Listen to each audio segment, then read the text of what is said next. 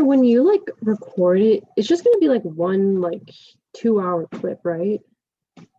Yeah, it's pretty much just one entire like long video. So Mm. this one probably like 3 hours maybe because it doesn't end till 7. Yeah, right? Yeah, yeah. Uh-huh. So it's gonna be a Or long like one. 6:40. Uh-huh.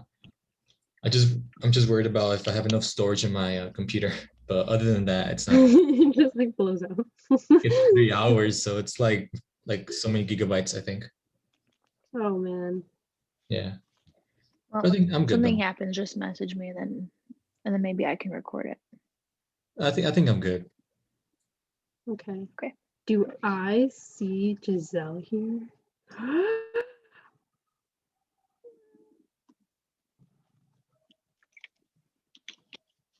That Bitmoji looks just like you, Giselle. I wonder if she's here. Can she hear me?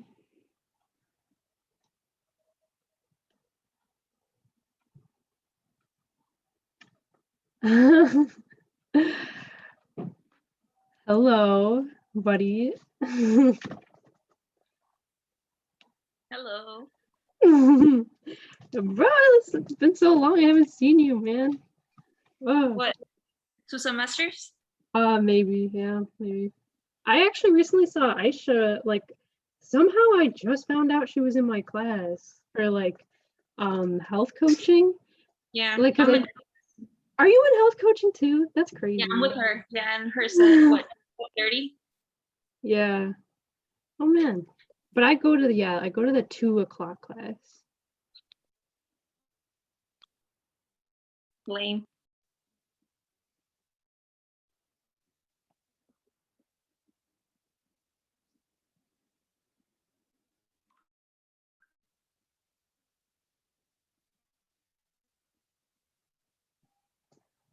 Our first speaker's here. Whoa.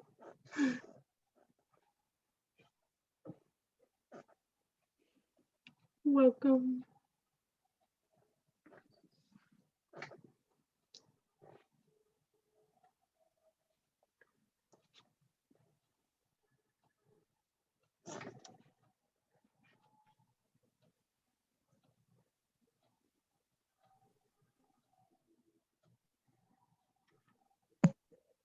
Oh no.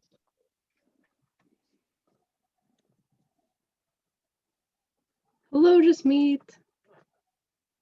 Hi. Hi, Can you hear me? welcome. Yeah, I can hear you pretty well. Okay, good. Can you see me or no? Yeah. Yes. Okay. Sort of, for the most part. I gotta. I'm like an old man. I gotta figure this out. Like the angle, but I can't see my face for some. Oh, let me see. Here we go. there we go. That looks good.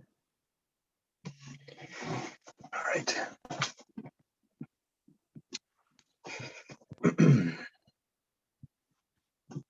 Do you want to explain the rundown to him just so he kind of Yeah, gets sure, an sure. idea? So thanks for coming early. So basically 4:05 is when we'll kind of introduce you a little bit and then we'll just give it off to you and then you could take it from there. Like whatever Okay. you want to speak about. But yeah, pretty excited about this one, not gonna lie. Yeah. I always get excited about this stuff. It's cool. Yeah. Yeah. Well, you're probably gonna tell us already, but I'm just kind of curious, like when did you graduate? Fall of 2015. Okay, oh recently. All right. Yeah. I'm not too old. Okay. Okay then. Yeah.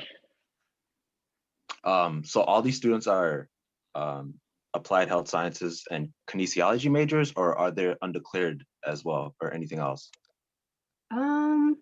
Well, There might be some undeclared students. I think majority will be applied health science students. Yeah, I'm not sure about majors. I know some people might be coming from different majors if their friends invited them to this thing. So, but majority should be applied health science students. Okay, good.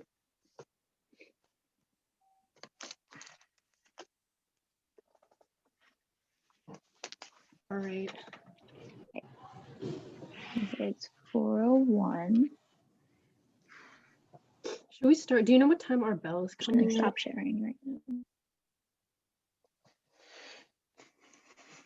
I don't, but I'm just gonna start and introduce. Okay, so everyone who's here, welcome. Thank you for joining. This is the Spring Career Fair hosted by the Kinesiology Club. For those that don't know, my name is Isabella Giannoni and I am the president of the club. Sneha, do you want to introduce yourself? Sure. My name is Sneha. I'm also part of the Kinesiology Club board, and so I'm the professional development chair. So I help out with things like this, like the career fair, reaching out to professionals. So yeah. So I'm just going to give you guys a little bit of a rundown on how this is going to go. If you attended our career fair in the fall, then it's the same setup. So we're going to have speakers. I think we have 6 or 7. And they'll be talking for 10 to 15 minutes. Some might have a presentation, some might not. And then after they're done speaking, we will do a kind of collaborative question and answer session for the remainder of the speaker's time. And then this is recorded. I don't know if any of you know that, but if you would like to share your camera and so we can see you, that'd be great. We just ask that you can mute yourself until the question and answer session. That way we don't get any interruptions. I think that might be it for my part. Good. Thank you, Isabel. So without further ado, our first speaker is going to be Jasmeet. He is actually a UIC alum and he majored in kinesiology, so that's pretty cool. Because a lot of us, I'm pretty sure, like kinesiology majors, including myself. So that'll be interesting. And so yeah, he is currently a firefighter, so we'll be able to hear just like his perspective and his journey. I would assume like getting there. So the floor is yours, Jasmeet. Okay, all right. Yeah, as Sneha said, Jasmeet Sanghera is the name. So we'll start a little bit about myself and my upbringing and all that. If you couldn't tell by the name, I am of Indian descent. My parents came here in the 90s, so I'm first generation, born and raised in the area. Bolingbrook my whole life. I've been in Bolingbrook my whole life, still am. Growing up in Bolingbrook, it's a diverse community, so I always wanted to strive to continue that, and that's why I chose UIC. So I started UIC in 2011. At the time, I was undeclared. I didn't know what I wanted to do. I know I wanted to do something in healthcare. If you guys are, I see, a couple of Indians, Sneha herself as well. Our pathways are kind of like Indian parents. They're just like become a doctor, become an engineer. IT is hot now. So I kind of went in, I'm like, okay, I'll do healthcare, and I truly do have a passion for healthcare, always have. So I was undeclared, went in knowing that I wanted to do something with healthcare. Eventually I found PA, which is physician assistant, and I found kinesiology as well. So I declared kinesiology with the specialty in movement sciences, and I went pre-PA. So I had a great time. Kinesiology was one of the best choices I made in college. And I continued that for about 4.5 years. And I graduated in December of 2015 with that major in kinesiology. And with a goal of pursuing PA. So obviously I'm not a PA, so things did change somewhere in the road. You have to get like clinical hours of experience. They want a minimum of 1,000 hours for PA for graduate school. The route that I chose, I mean, you could do a bunch of ways. You could be a CNA, a medical assistant. I chose to be an EMT. So I earned that certification from UIC through the summer. And that's mostly basic life support. Those guys are the private ambulance companies for the most part. They run 911s every once in a while, but only certain companies do. So I got that. I was on an ambulance. I was on the ambulance for about 1 to 2 years. And then I started reconsidering PA. And I really enjoyed myself in the back of that ambulance. It was still healthcare. I really enjoyed the one-on-one attention that I had with my patients. I enjoyed just being in an ambulance. It was like, you just your partner and yourself, and you're kind of like fighting crime, except not really. The cops are obviously doing that. So I had like a eureka moment almost. And I was like, do I really? And I was like mid filling out these applications. And I'm like, do I want to spend, these $400-500, or do I continue to do what I've enjoyed for the past 1 to 2 years? And day in and day out, I enjoyed it. And it wasn't about the money, it was just the experience. And I dropped PA completely, and I started pursuing paramedic, because that would be the next step in that career field. So I pursued paramedic. I went to Good Samaritan hospitals. I went through their program as a student of COD. And a lot of paramedics have a goal of becoming firemen or firewomen as well. So I started looking into that stuff. And throughout my entire life, I've always been active. I've always enjoyed sports and staying in shape. And firefighting is a lot of that, as you guys know. So I started looking into firefighting, and I totally fell in love with that as well. And I got lucky. So I started calling a bunch of departments. Hey, how do I do this? I'm new. We don't have a bloodline like some guys do, like their aunt, uncle, their dad, their grandpappy, whoever it is, was in the fire service. I didn't have any of that. So I don't have anybody to talk to. I just started calling a bunch of places. Eventually I got on a volunteer department. You get paid per call. It's really nothing. You're just spending a bunch of time with the boys and girls, and just doing a service for the community, right? Did that for about a couple of years, and then eventually got a couple of part-time gigs. I worked at Homewood. I worked at York Center. And then eventually I got full-time. With these guys. These guys are Bridgeview Fire Department. And then I accepted another position at Hinsdale Fire Department, full-time. So I've been there for just over a year now. But I started this whole thing after college. So 2015, we'll call it 2016 to now, right? So, but it's been about a 5-year journey. So I've been doing that. And every day, every time I go into work, it's not even like work, right? It's just, we just have a good time. We serve the community, and they pay us for it. So I'm not going to complain. It's like stealing money almost. It's like highway robbery. So we'll talk about the job a little bit. The job is, some people have the perception that like we kind of just hang out, and we wait for calls to come in. There is a, time and place for that, but we keep busy because we understand that it's a government job. You guys are paying your hard-earned money to us, and we can't just lay around and lounge all day, right? We have to do stuff. We have to train. We have to stay active, engage with the community and things like that. So what we'll do is we'll do our morning checks in the morning at about 7 o'clock. We'll eat breakfast together. We cook breakfast and dinner. There's like a rotation at Hinsdale.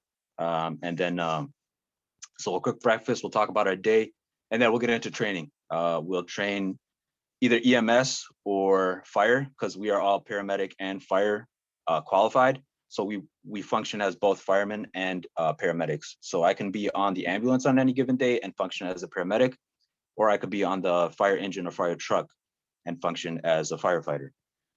So we'll train both of those. And then we have a gym. We'll do that for about an hour every day.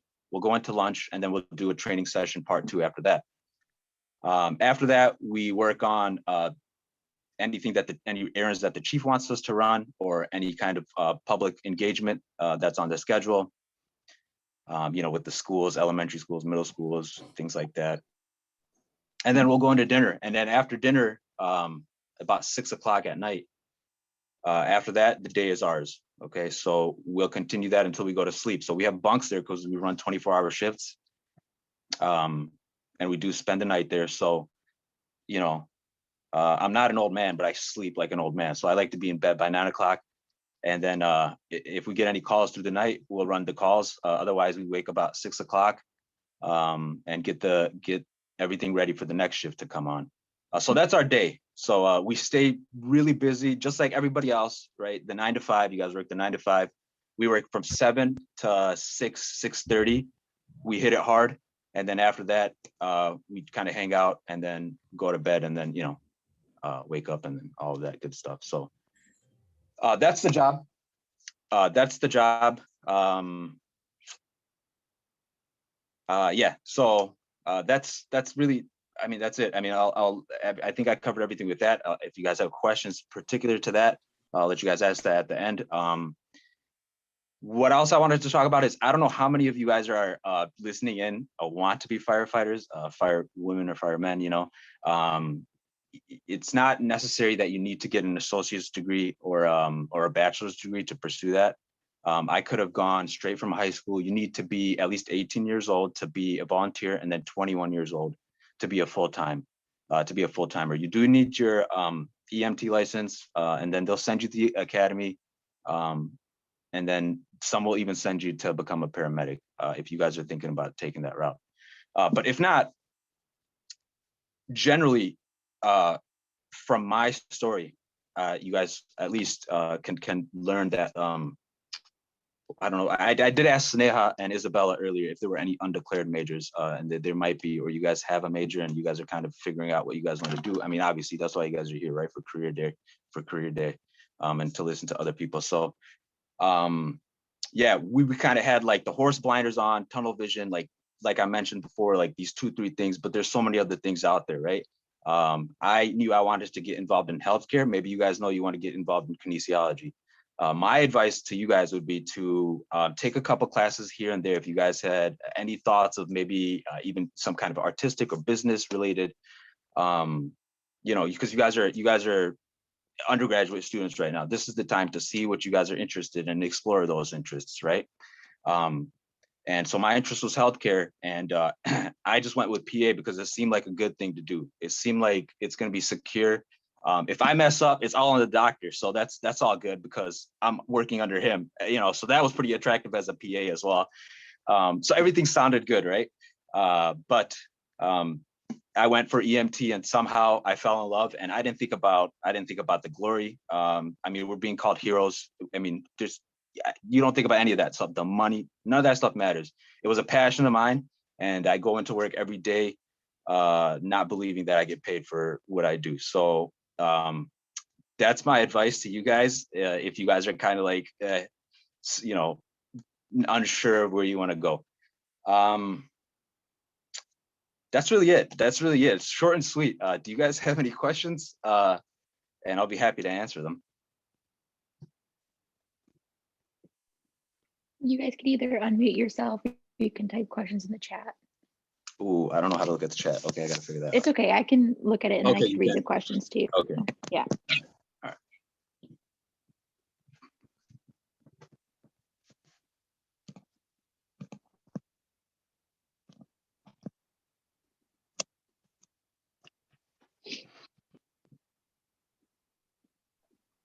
right. Anybody saying any questions or no? Just me, I think Not yet. Let's get, yeah. Sneha, do you want to get I could questions start. started? Yeah, I mean, so how often do you think that you use your major in your field? Yeah, so with kinesiology and the specialty in movement sciences, this is a very active career field. So actually, pretty often, I mean, like I said, we work out and we train every single day. And some of these maneuvers that we have to perform as a firefighter are pretty dangerous. You have to twist your body in different types of positions. And sometimes you can't help yourself. That's why a lot of us get injured, because we have to do it. Somebody's life could be depending on it. But I know I have a basic understanding of the physics and you know, the anatomy of how things should move properly to prevent a breakdown of your body, really. So I'll take that information and share that with the crew, and then share that with the department, so that way we can all stay as safe as we can. It contributes a lot of that way. And then I've also started working on creating a workout program for people that don't know how to work out. You know, like some people don't know, they want to do it, but they don't know exactly how to begin. So it applies in that sense. It does apply in that sense. And that's not really a formal position or anything, but it's just my knowledge, and then sharing that knowledge from what I learned from UIC. Yeah. Thank you. Mm-hmm. Who do we have? Giselle, I see you want to ask a question. I know you do. How many cats have you rescued? I don't Oh know. God. I'm not even kidding. We were talking about this yesterday because there was a cat that needed rescue in London. And well, the answer to that is, have you guys ever seen a dead cat in a tree? No, right? So they'll figure their way down. They'll find a way down. We don't need to do anything.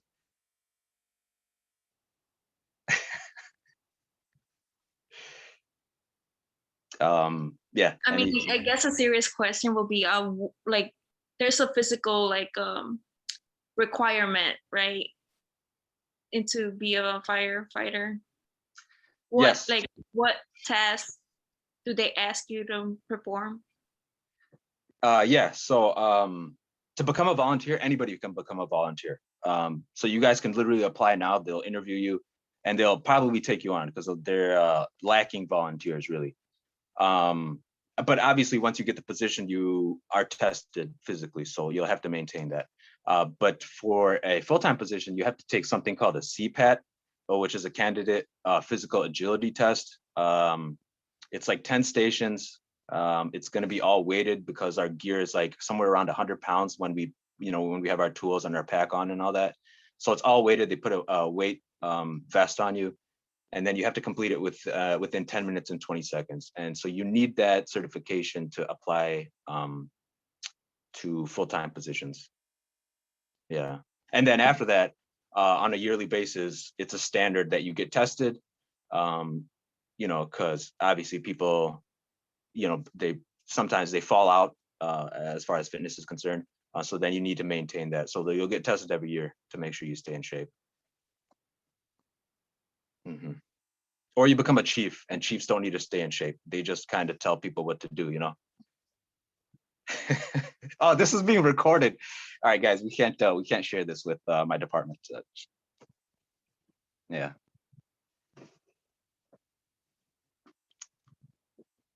Anything else? Which do you prefer to be on, the ambulance or the fire truck? Like on a day-to-day, would you rather do like ambo stuff or firefighter stuff? Yeah. I like I said, the thing that attracted me to this field was talking to patients, getting to know them and taking some of their pain away from them. So I love being on the medic unit, because that's where you have contact with the public and stuff like that. As a firefighter on a daily basis, you'll run like alarms and stuff, fire alarms and things, and you'll talk to people and stuff. But we don't get fires like we used to. So it's not as exciting, but I also love running fires. I mean, it's more adrenaline pumping, I'd say, for so it depends. But that's the good thing about this job is the variety. On a medical call, we don't know what we're going to get. On a fire call, we also don't know what we can get. We can get a structure fire, a car on fire, or we could just get, somebody was cooking and set off the alarms, right? So the variety is, yeah, it's awesome.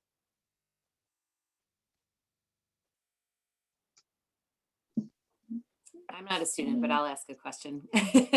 So Jasmeet, I think one of the things about your experience that could be really helpful to students is you sort of alluded to family expectations and pressure to kind of do what other people want you to do. So maybe you can share a little bit about how you manage that and any advice you might have for,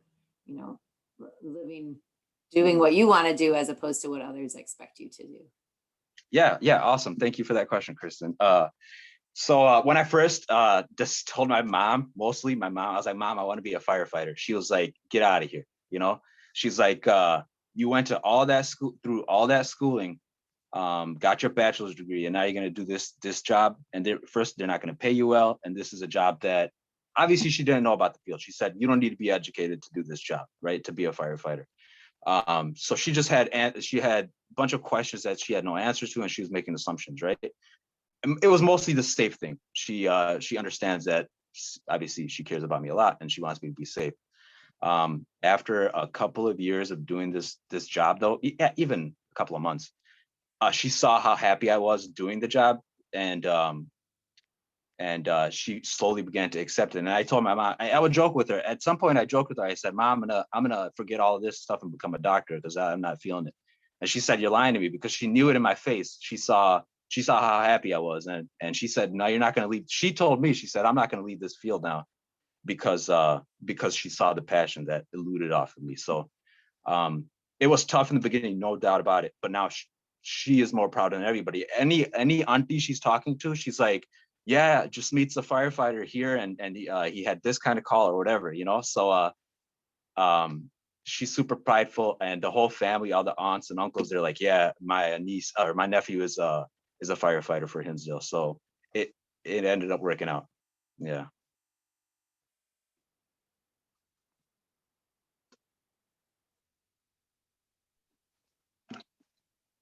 Do we have any more questions?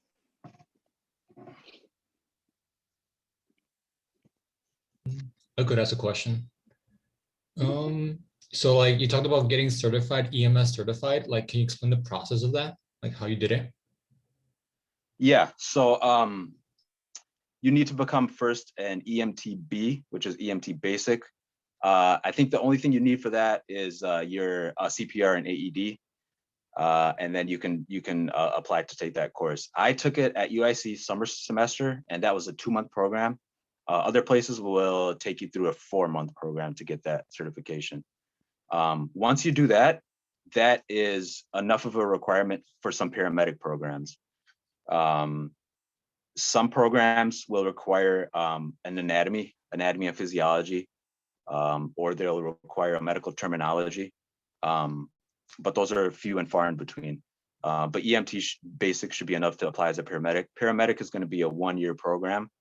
That's going to be a didactic portion, and then it's going to be like a clinical portion. So you're going to have half of it be in the classroom, and then about 3 or 4 months portion of it is going to be as an internship with the fire department.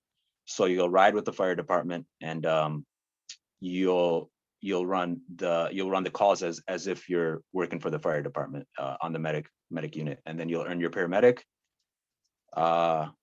And then after that, people become critical care techs, but that's advanced. Paramedic is kind of the gold standard right now for jobs all over the place, and it's not just the fire department or even on an ambulance. I mean, you could be a flight medic, you can be an ER paramedic tech, you can work in offices. So it's very versatile now, and they're getting into pub ed as well. So, you know, with the COVID going on as well, there's a lot of paramedics giving out vaccine shots and stuff. So we're more involved than we were, 10, 15 years ago. All right, I think we have time for one more question. Does anyone have a great last question to ask?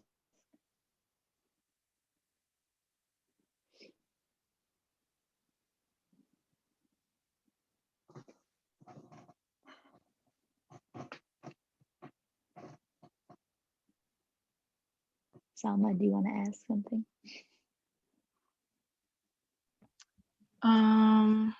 Trying to think of a question. Yeah, I don't think I have one. I think mine kind of was kind of like the question that was asked already about like the parents' expectations and whatnot. But it was pretty cool how like your mom kind of like came around and like is like super proud of you now. So Yeah.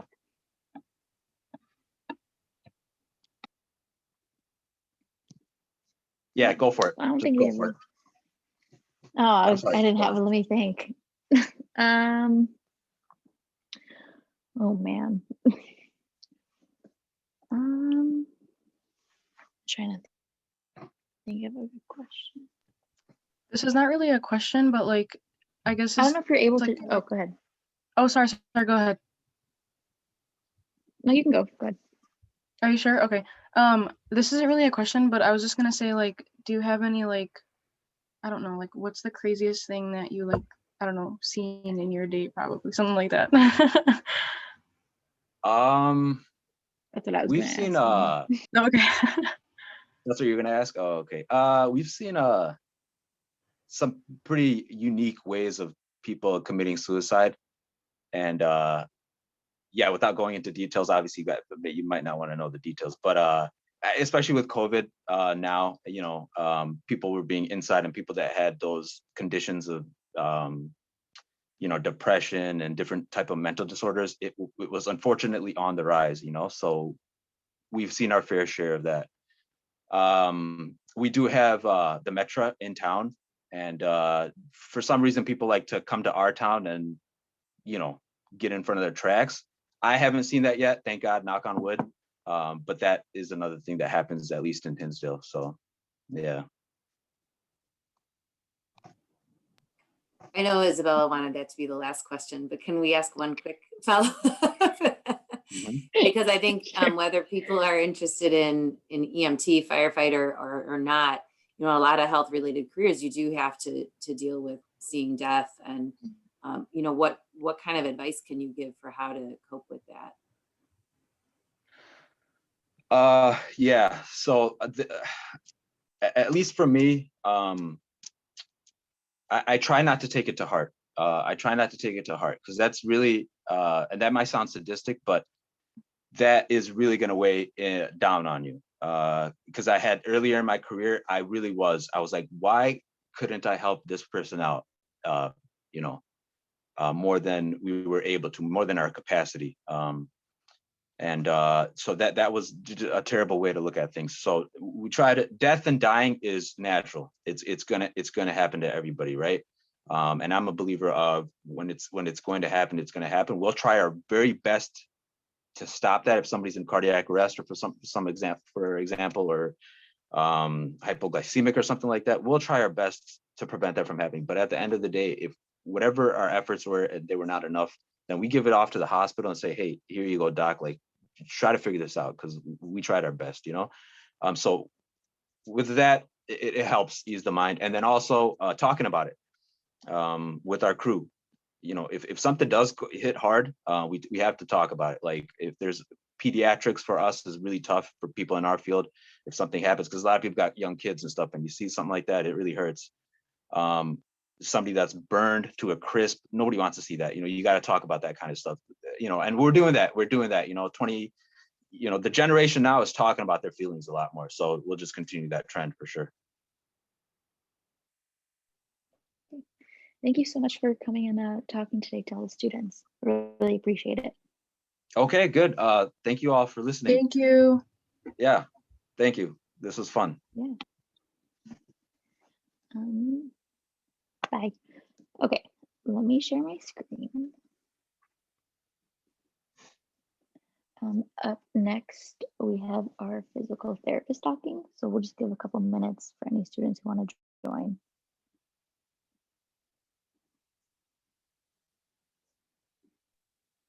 I have a quick question. Yeah.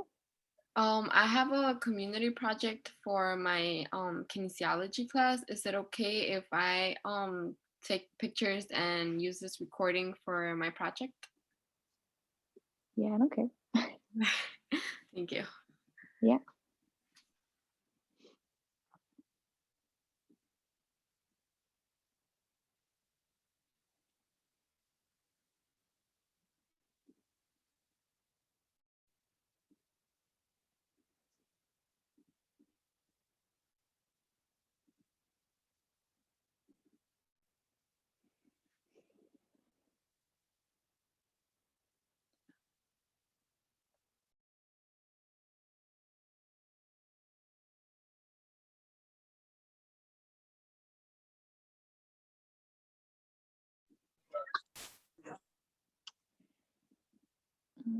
I believe Spencer is here. Yep, I'm here. Can you hear me all right? Yes. Awesome. Do you want me to wait a few more minutes before we start, or do you want me to get started? Yeah, that's fine. We can wait a couple minutes. Do I need to make you a host or anything? Do you have a presentation? I just need to share my screen. Can I do that from my? Okay, I'm not too sure, but I'll just make you a co-host. That should work. Okay. Got a shot. Cool. Perfect.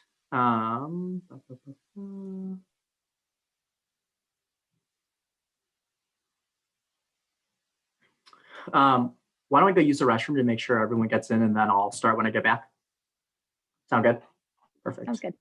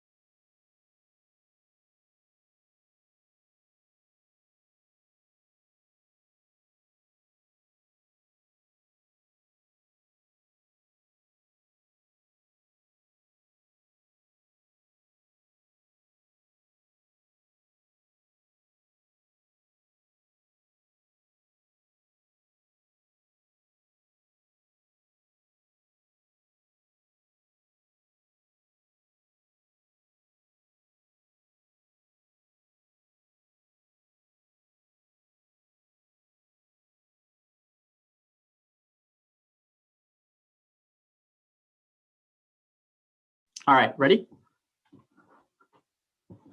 Good, Ready. okay. Hi, everyone. So my name is Spencer. I'm a physical therapist. And today I'm just gonna kind of talk about my career path, kind of what my career trajectory has looked like so far, as well as my schooling, as well as all things physical therapy. And I'm happy to answer whatever questions and whatever kind of things you might have. And if I can't provide you an adequate answer, I'm more than happy to point you in the right direction to who I think might help you get there. So without further ado, I have not used a slide in so long. Okay, so, oh gosh, things are happening. Come on. Okay, so first about me, my thing won't here, we'll just go one at a time. All right, so first about me, grown up in northwest suburbs of Chicago, so in Schaumburg, Illinois. Graduated from UIC undergrad in 2016 with a BS in kinesiology. I believe my concentration was health promotion. I think that might be going out though now from what I hear. And then I matriculated directly into our physical therapy program in 2016 and graduated in 2019, right before everything kind of went crazy. While I was in UIC, I did a couple of things. I helped start the UIC club tennis team with a couple of friends. I was an ASAP anatomy and phys tutor. I did research on the West Campus with Dr. Ko. And then when I was in physical therapy school, I did something called Marquette Challenge, which is a physical therapy foundation where you raise money for different topics and whatnot that physical therapy is trying to do. I also just enjoy eating through Chicago when that was a safe and regular thing to do. So moving on. So my career path in undergrad was pretty standard, kind of just going through the programs, not really taking too many different classes that were not really prescribed based on what my counselor told me. But when I was in physical therapy school, where I really got to get a lot of my different experiences was in rotations. And that's usually kind of in your second or third year of physical therapy school. And these are, for lack of a better word, you're working for free, unfortunately. So I did it in a few different places. The first place I did it was actually in Kansas City, in Concentra, and it's a kind of a workman's comp kind of style thing where I'm working with people who are injured on the job, and I'm kind of working with them and helping them get better in rehab and whatnot. Secondly, I was at Shirley Ryan, so formerly known as Rehab Institute of Chicago down in the Gold Coast. And it's kind of funny, I worked in the exact opposite kind of setting where these people have been in pain for like 20, 30 decades of years. And it was a very different kind of mindset shift compared to someone who kind of just sprained their ankle, having a box fall in their ankle or whatever it might be. after that, I went to somewhere called Ingalls Hospital down in Harvey, Illinois, if anyone knows their Chicago geography. And this is where I kind of did my inpatient rotation. So I was seeing patients who were a little bit more acute. People like Jasmeet would kind of send over, and then I would kind of see them in that setting after they've been kind of brought in from whatever kind of injury or whatever might have happened to them. And kind of where I have been since has been outpatient orthopedics, which is what most people kind of think of physical therapy as. It tends to be, you have your ACL tears, you have your meniscus tears, X, Y, and Z, things of that nature that you kind of see when you think of physical therapy. So currently I'm in Glenview, Illinois at a physical therapy owned clinic called Performance Therapy. I'm one of 2 therapists there, so I get a lot of autonomy. I get to kind of do my own thing and get to practice at a pretty autonomously, which is really nice. And I want to talk about next was my day-to-day and what I do. So I do a couple things throughout my day. I'm treating patients first and foremost, so I probably work 36 to 40 hours a week of treating patients, and I have it where I'm very fortunate where I get to see each of my patients 1 hour at a time. You'll definitely talk to some therapists. Well, they'll be seeing 1, 2, sometimes unfortunately 3 patients at a time, which in my opinion can make it really tough to kind of treat patients well. But I'm very fortunate that I get that opportunity to really get to know my patients and get to help them along. A second part of physical therapy, and truthfully in any form of medical setting, you're gonna have documentation where you're writing all the important information that is happening, whether you're a nurse, you're a PA, you're a pharmacist, dentist, you're always documenting and writing about what is pertinent to what happened that day, for medical reasons, for legal reasons, whatever it be, if someone decides to come and sue you, God forbid. But these things happen and you need to protect yourself. And that's where that comes in. I also do insurance billing. So I will reach out to different insurance providers to talk about patients and asking for more visits, because ultimately, since we live in America, we have a much more privatized insurance program that just makes it a little bit more tricky to especially work with patients who maybe don't have as great of insurance, like a Medicaid or something of that nature. I'm also always reading about my patients. I think the biggest kind of myth about physical therapy school, at least what I thought of, was that I would have all the information I needed when I left therapy school and I was just ready to go and treat everyone. And that is absolutely not the case. I'm always reading about all my patients and all the different things that are happening. Just because I finished school 2 years ago doesn't mean that things haven't already changed in our kind of ever-changing landscape. So I'm always learning about, for example, perfect example is I have some patients who are long haulers from COVID, and 2 years ago I would have no information on that. So now I have to go and find articles on patients of that nature and kind of learn about the different kind of side effects and symptoms that they've had because they've had COVID. And finally, I'm talking with other clinicians and working to kind of optimize treatment care and help them along. So I don't always get to see my patients, and it's those times when I can kind of hand them off to another therapist if my schedule doesn't allow me, and I can kind of chat with them to make sure that their plan of care and their care is always kind of consistent and has good quality to it. And kind of quickly, just some advice that I kind of wanted to discuss as I was kind of thinking about this. Always be learning. I know there's Always Be Closing, which is, I forget what movie that's from. Is that Wolf of Wall Street? Anyways, but always be learning. There's you never know what you don't know, and there's a lot that you probably do know that there's probably a bigger span that you're like, I have no clue what's going on here. Reach out to your peers, your professors, your clinicians, your researchers. I mean, you're at UIC, which thankfully has a lot of resources that you probably don't even know about. And if you talk to people, you'll find that there's all these cool little things that are happening that you probably didn't even know about, that by finding them, they'll hopefully open some doors for you or give you something that might differentiate you from if you decide to pursue physical therapy or pursue a PhD or whatever it might be. As well as keeping a idea of the big picture in mind and always keeping yourself motivated. I know when I was in physical therapy school, there are days, and I'm sure you have these now, as you're sitting in classes online and you're like, why am I doing this? Like, this is absolutely terrible. And I found that talking to some people who are what you want to do, or trying to maybe get into clinic and trying to see something, at least gives you a better idea of like what's coming, and it gives you something to look forward to, and keeps you excited. And finally, listen. I think that, you know, whatever career you decide to go down, people are more than willing to tell you what's going on, and they're more than happy to tell you sometimes without you even saying anything. And it just makes your life a lot easier. So sorry, a little fast, but I wanted to make time for questions. So without further ado, if anyone has any questions, feel free to start. By the way, here's my email if you have any questions for me after the fact.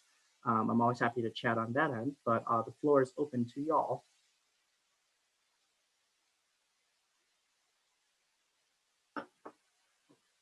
Not all at once now.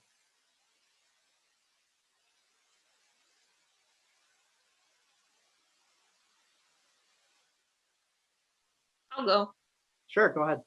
So you know how you mentioned documentation that you need to write things down. What exactly what's the process of that? What goes down? Okay, so it's really fun.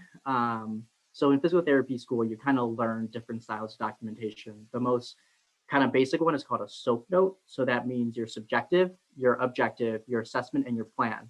So in general, what did the person tell me and why does that matter? So, oh, I'm in like 6 out of 10 pain in my low back today. That's important for me to know. How did you do after the last session? How have you been doing your exercises? So those things. And then objective are things that I've measured or things that I've done. So I measured their back range of motion, or I measured their strength today or their balance. And then assessment is, what do I think? You know, I've got all this information. What is happening? How did they do today? And finally, what's my plan for next time? Is my plan to keep going, or am I going to change? Am I going to refer back to the physician?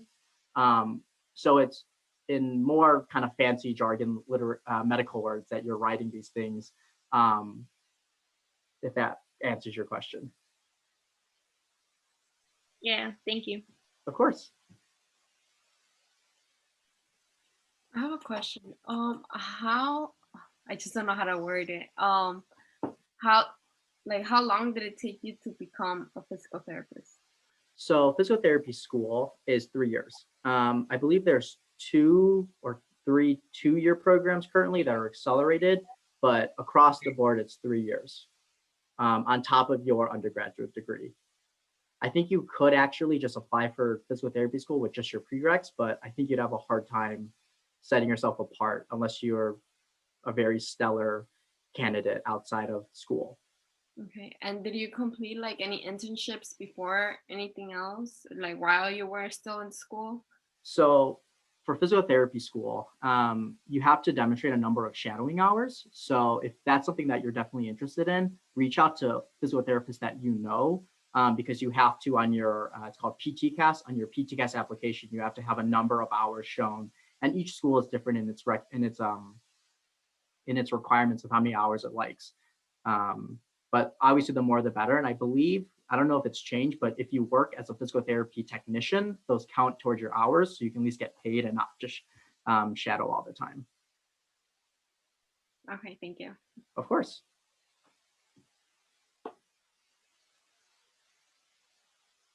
I have a question. Mhm. What would you say is the most common injury that you see, like on a day-to-day basis? I mean, just, you know, pick a body part and you'll probably figure it out. Backs, shoulders, knees, hips, ankles, necks, just literally, it's just whatever the flavor of the month is. I feel like every month I'm treating 4 different kinds of low back injuries, and the next month it's 4 different shoulder injuries. And it keeps it fun. At least for me, I'm in outpatient orthopedics. So, you know, that's kind of what I'll be seeing is people who have injured themselves. Right now I'm seeing a lot of like tennis players, and all of them are like, it's, you know, 4 different, they're all tennis players, but they all have like different parts of their bodies that are hurt. But then, for example, I have a friend who's a pediatric physical therapist, and she sees kids who are born with some diseases, maybe like a cerebral palsy or like a Ehlers-Danlos syndrome. And, you know, that's completely different on that spectrum. So physical therapy is cool in that it spans, a lot of different spectrums of the lifespan. So that's something as well. You're not beholden to one specific portion of the population when you graduate.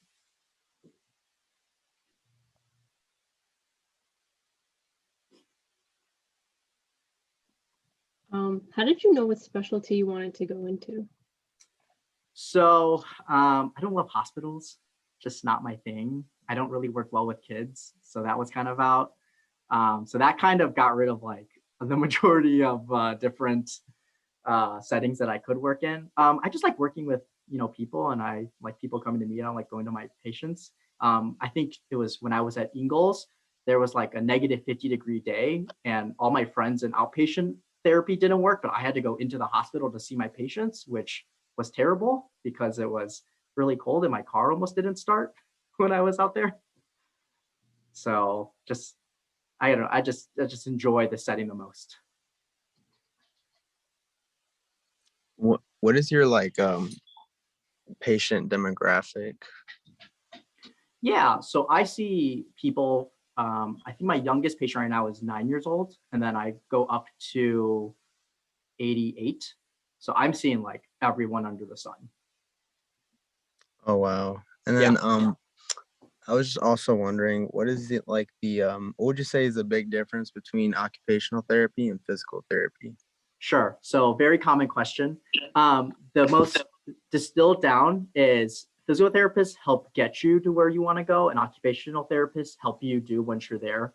So if I'm in like someone's hospital room, I'm going to help that person get from the bed to their bathroom, but then the occupational therapist is going to help them take a shower or use the restroom.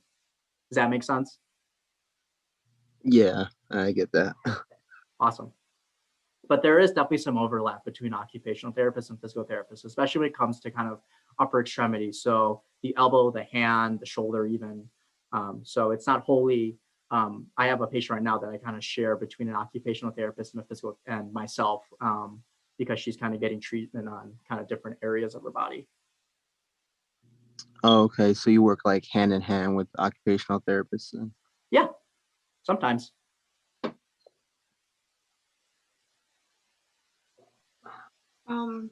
Back to your friend that you mentioned that she does physical therapy for kids with like Yeah. disabilities.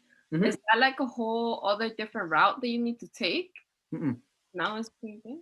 So physical therapy schools is really nice in the sense that you're trained as what we call a generalist. So when you leave physical therapy school, you're able to work in almost any environment, because you've had some knowledge towards working.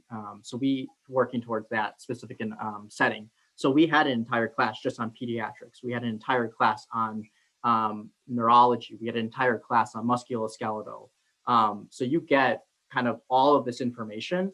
And what the physical therapy profession is kind of pushing towards is called a specialty. So after you graduate, you can do what's called a residency, very similar to what they do in the medical system, where you can kind of really pick and choose what you want to do. So you can get a pediatric specialty or an orthopedic specialty, et cetera, et cetera. Okay.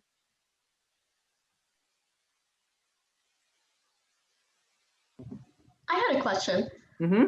So like, just like most of the programs, PT is competitive to get into, especially nowadays. What's an advice for an undergrad on something they can add to their application to kind of help them stand out? So, oh man, toughie. I think a big one is like finding a way to demonstrate your passion. And it's such a cliche answer. I know, I'm sorry.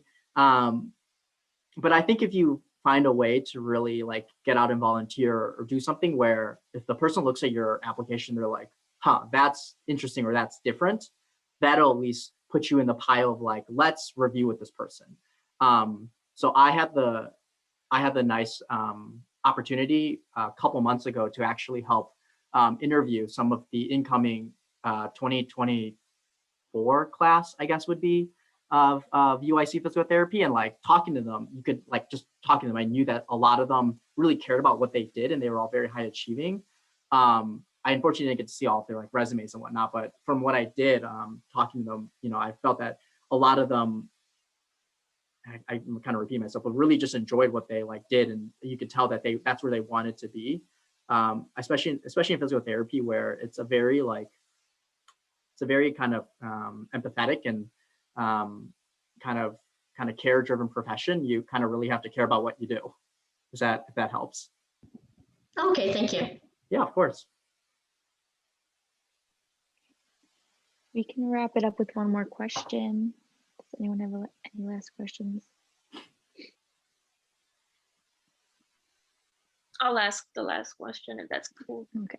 Yeah, go ahead. Where did you do like your observations hours? Like where were some places that you did like shadowing Sure. therapists? Yeah. So I shadowed at a NovaCare, kind of around me. Honestly, if you want to get into shadowing, that you can kind of just cold email people and see if they will respond to you, or you can just walk into some physical therapy clinics and be like, hey, I'd love to just shadow here. And most often than not, people are like, yeah, sure. Like find a time, like dress appropriately and, come and just watch. And more often than not, people are very open with their time. And they're more than willing to kind of share and kind of show you the reins of what a physical therapist does on a day-to-day. So that's what I did. If you know anyone, always ask them. I'm sure they're happy to connect you with people as well, especially if you're interested in a specific setting. Okay, thank you. You're very welcome. Spencer, thanks so much for coming to talk. Thanks so much for today. having me, Career guys. fair. Yeah, of course. Thank you. I dropped my email in the chat if anyone would like it. I'll try to answer it like within 24 or 48 hours. I try to check it on business days. And if not, you can just email me again. I won't be mad about that. All right, perfect. Thanks so much, guys. Yeah, thank you. Thank you.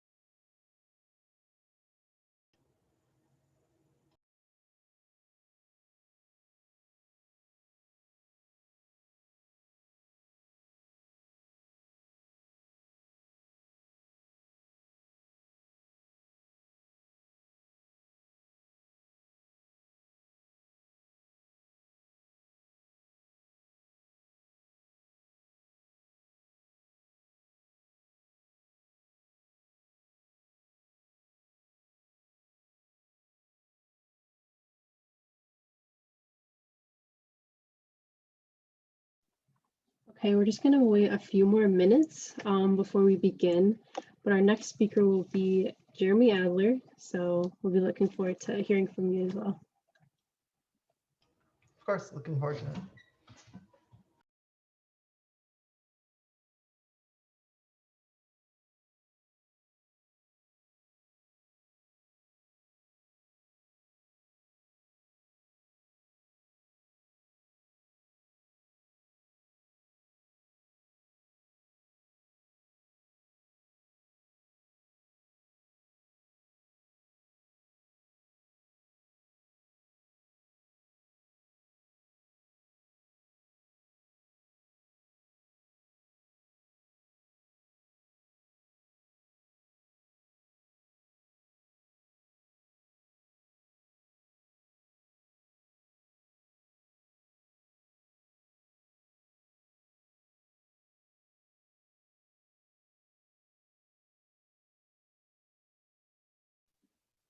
Okay.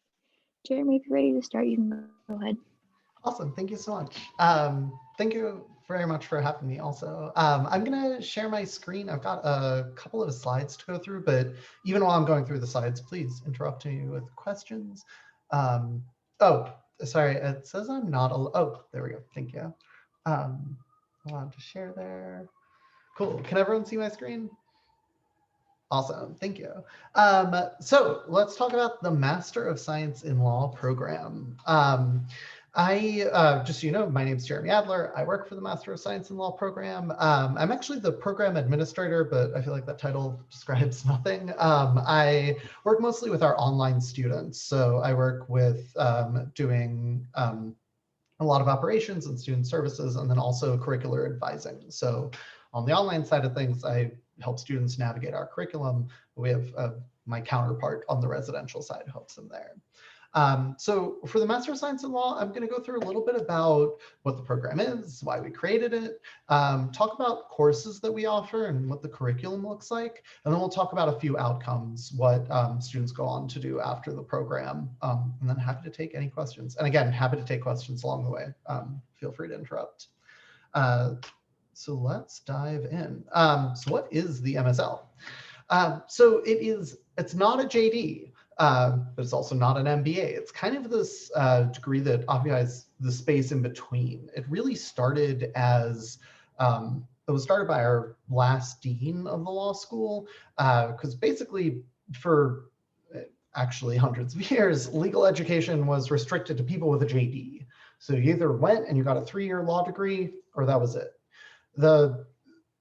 But what we were also seeing is that a lot of professionals are starting to use more and more or having to do more and more legal work as they progress up the chain in their various companies, and especially for people in STEM fields. The people are really coming from a STEM or science background are often having to work with these legal concepts as well as business concepts. So that's really how the degree came together, seeing that people needed this legal education, but not necessarily at the JD level. You know, our students don't necessarily want to go on to be lawyers, but they need legal education. So that's how the degree came together. It is created specifically for this population of students. So while we have Northwestern law professors teaching classes, you're not kind of just in JD classes. So our special classes created for this program, they're very, very practical. So, a large population of our students are working full time. Those students often find, like, hey, I'll learn something in class on Tuesday night, use it at work on Wednesday. Things are made to be very applicable and applicable quickly. Our curriculum covers a lot of different paths, but we divide it in kind of 4 sections. We have business law, we have regulatory structures and law, and then we also have intellectual property. Besides that, we do have skills courses, which are things like negotiation or public persuasion. That's our public presenting course, or public presentation course, I should say. So some things don't fit neatly into those 3 categories, but it's kind of where our curriculum focuses on. The program has been around since 2014, so it's a relatively new program. This is what our classes look like through the class last year, that graduated last year. So, this gives you an idea of just who's coming to this program, and it is all over the map. So, because we have, we're demographically, we're very diverse, but also just the diversity of backgrounds that people are coming in from. We have some students who right out of undergrad, we have some people who have like 2 years work experience. We have some people who have 15, 20 years work experience. The people in the program will, the kind of age and what how much work experience people have changes depending on the format. So our online format is only part-time. So those students tend to be a little bit older. So that average age is actually probably 33. But that's because all those people are working. It's a little easier for students right out of undergrad to take our full-time program, because it's 9 months, you're just there and get it done. But what I really want to highlight is that just people come in from all over. So people might be engineers, they might be working in clinical trials, we have people working in healthcare. And so they're coming with just such an interesting array of backgrounds, but it's all STEM backgrounds here to learn law for the first time. So it creates a really wonderful environment. Everyone's starting from square one. So it doesn't matter if you have, graduated yesterday or have 20 years of work experience, you've never taken a torts class. So you're all there right from the start. You're learning from each other and also really learning from each other's professional backgrounds. And that's really fascinating too, to see, somebody with a biology major and someone who's been working in industrial engineering. You can learn a lot from each other, especially as you're discussing the nuances of the law and the cases. So our student body really makes the program what it is, and it's a really wonderful environment and cohort that we put together. Our program, like I've alluded to, we have 3 different formats. So in Chicago, we have a residential full-time and a residential part-time format. Full-time, that's 9 months. You start in, it's usually late August, and you graduate in May. Our part-time, either online or residential, is 2 to 4 years. So you're taking usually 1 or 2 classes at a time. And through that, you end up completing either, if you're taking 2 at a time, 2 years, otherwise 4 years. Our online program is, it is online, but does have a 1-week residential requirement in Chicago. So once during your time in the program, you'll come to Chicago, we feed you a lot, you take a bunch of classes. It's a lot of fun. It's really a great way to get to know the rest of your cohort, because our online students obviously are remote. I think this year has taught everyone to adapt a little bit more to the remote environment. So I think it's, we used to really focus on that week as like part of our community building, and we still do, but I feel like our community building has just become more robust over time as people are more used to that environment. But yeah, so these are our 3 formats that we have set up. And just a quick note about online classes, because residential, you can get a good idea of what those will look like. Our online classes, it is split between the type of work that you will do on your own and type of work that you will do all together in groups. So what you can see here in the middle, this is a picture of a class session. So this is people actually in class. We do it on Zoom 2 to 4 times per 8-week term. You have a sync session. They're usually about 2 to 3 hours. And the highlighted person, that's our instructor and former dean. I don't know if he knows that's how he looks like in the picture that we're showing of him. But the great thing about the class time is that there's specific time where you do need to be present for your classes, but there are also other activities that you do on your own. So for instance, up here, this is from one of our video shoots, where we produce our lecture videos for each class. There's also other group work and discussion boards and reading and things that you do on your own, all these asynchronous activities. And then you come to class, and that's really where things meld together. Now, this applies also on the residential side. It's just when you're residential, all of this stuff you're doing in person. Let me jump down so we can talk a little bit about curriculum. So like I said before, we kind of divide our curriculum into these 4 areas. Any of our classes probably has a little bit of each area as an aspect in them, because it really is this intersectional program. But as a way of categorizing them, this is how we put them together. All students have to complete 28 credits. All students need to complete 8 required courses and then go off to their electives. So you're working with about 20 credits of electives. Courses are generally 1.5 credits, though some of them go a little bit under or above that, depending on the course. But these are our foundational courses, and I'm happy to send anyone who wants to see full curriculum. You'll see I'm going to skip through slides with many, many classes listed. But to get a sense of our curriculum, these required classes give you a foundation in law and let you start to build on that.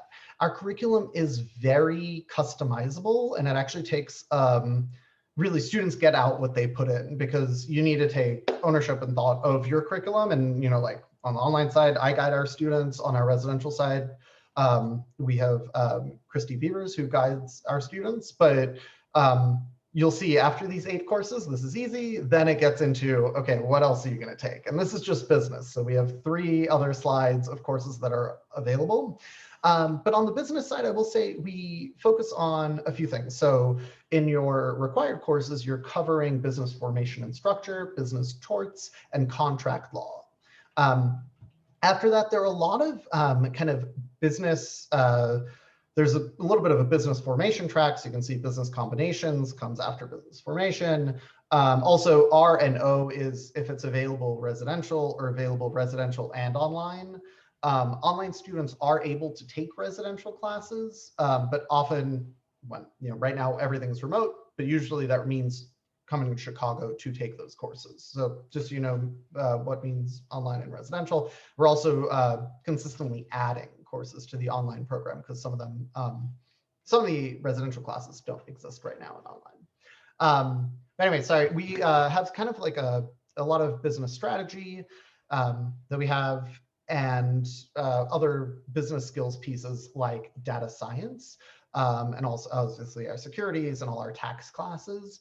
But then we have some classes a lot around entrepreneurship. So a lot of our students, as you can imagine, they're all coming in from STEM backgrounds. Entrepreneurship is a big, a reasonable cohort within the program of students who are interested in that. And so we have several classes on that, including entrepreneurship law, entrepreneurial finance and venture capital.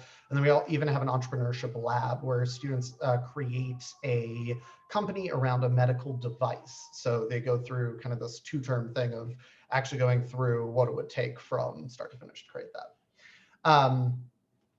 Next, check out our, we will check out our IP and patent design courses. So here again, we start you with IP fundamentals, intellectual property fundamentals, and our required courses. And then here move to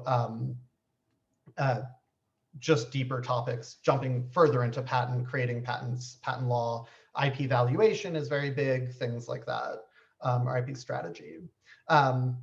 We have a lot of regulatory courses. Our regulatory courses really cover everything, and what you learn from regulation is like regulation. You can learn healthcare law, but it's going to apply to food law as well and things like that. So a lot of students end up focusing on regulatory policy and things like that. But you can see this. We've got gaming law, healthcare law, just general regulatory policy classes. We've got things specifically around US regulation. We have a course now about COVID law. So is very robust on the regulatory side. And then we also have skills building courses to round out our curriculum and round out our students. Those include negotiation.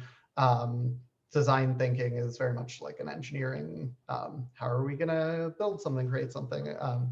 Some of you might have touched on that as well in your undergrad studies. But so just interesting skills building courses that really round out that curriculum. So that's a ton. Sorry to throw all of that at you, but we do have a very robust curriculum. Outside of that, our students, that is our building right there. If you are interested in the, or join or be interested in the residential program that takes place in Chicago, we are downtown, not in the Evanston campus. Yeah, this is basically like Chicago and the lake.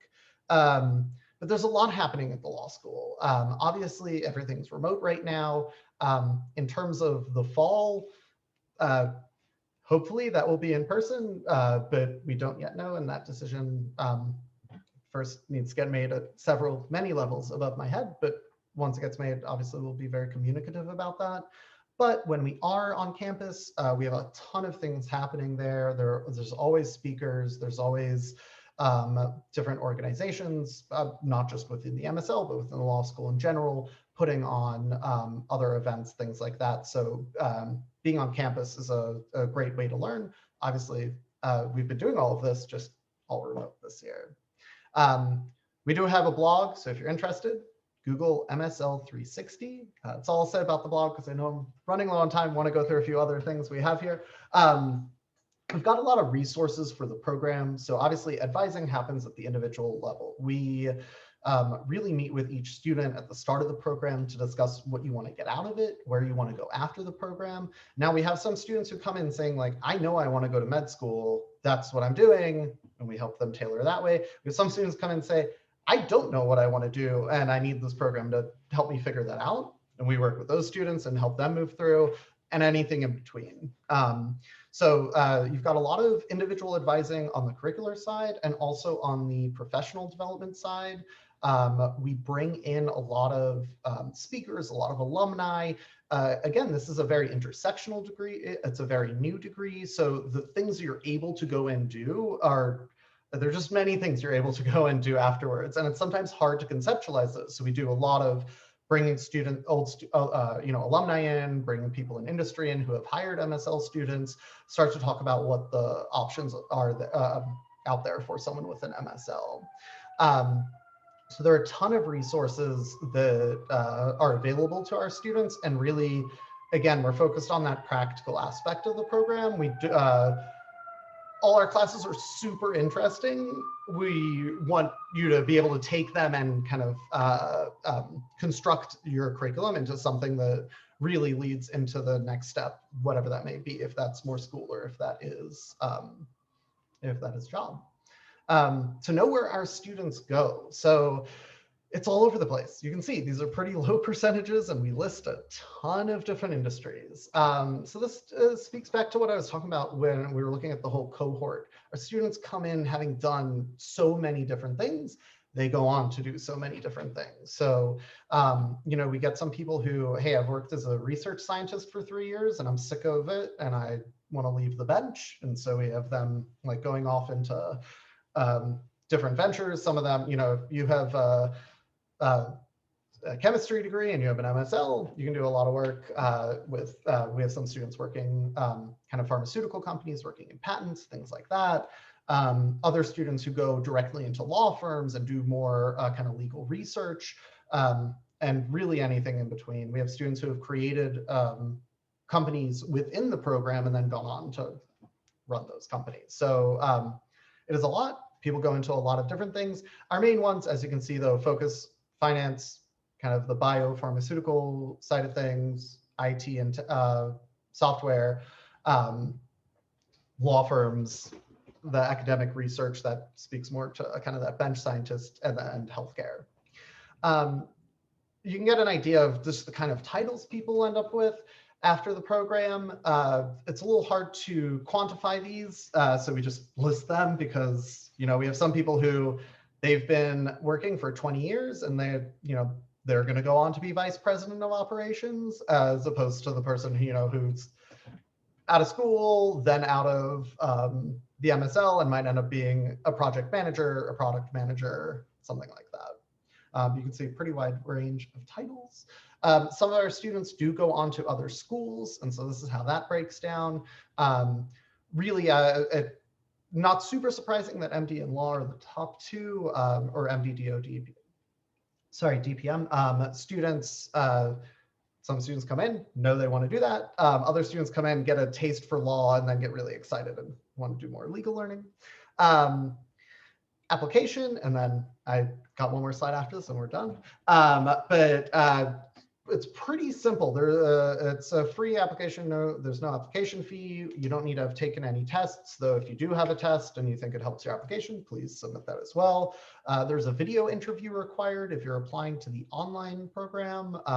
Residential program, it depends, probably about 50, someone will get sent a request for a video, but it really focuses on a statement of interest describing, you know, why this program, why are you interested in the MSL? So that's kind of our main piece of the application.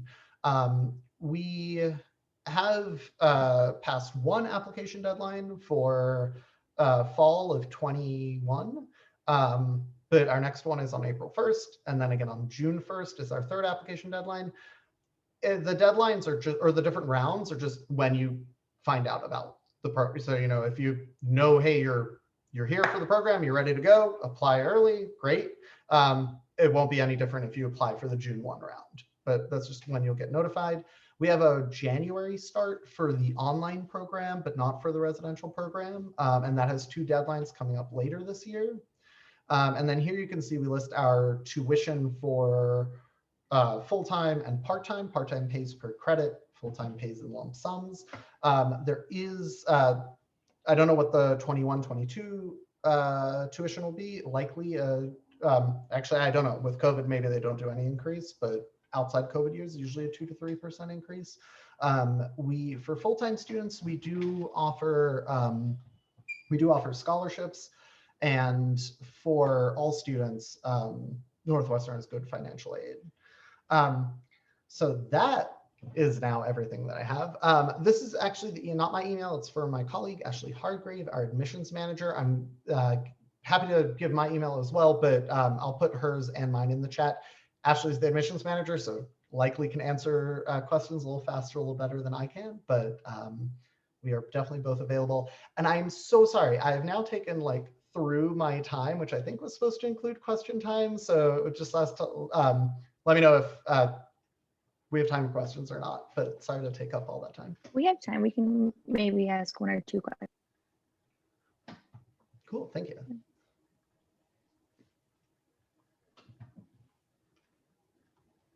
Any questions?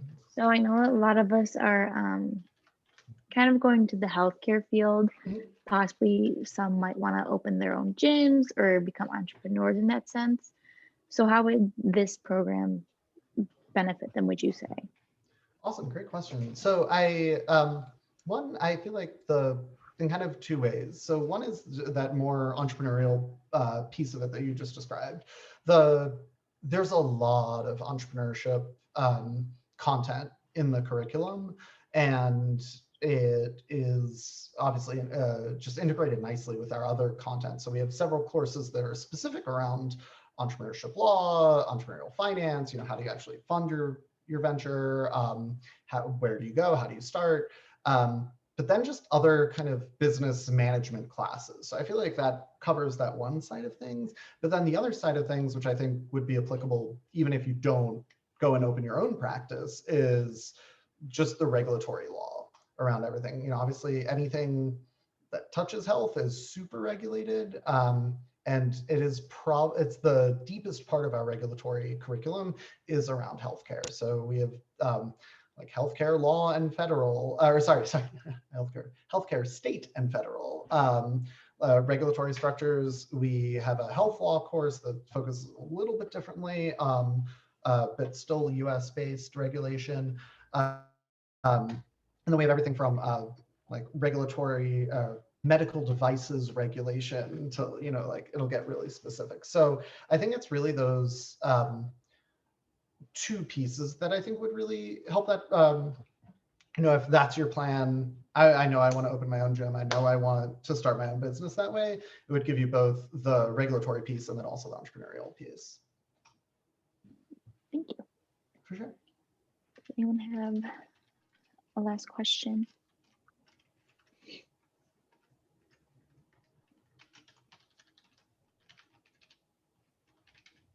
And I'm just putting mine and Ashley's emails in the chat.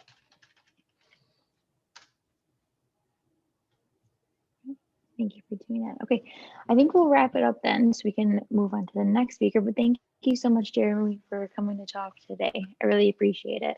Of course, thank you so much for having me. And any questions, just shoot us an email. We're we're a high touch program, so anything you need. Perfect. Thank you. Thank you. Thank you. Have a good rest of your day. You too. Thank you.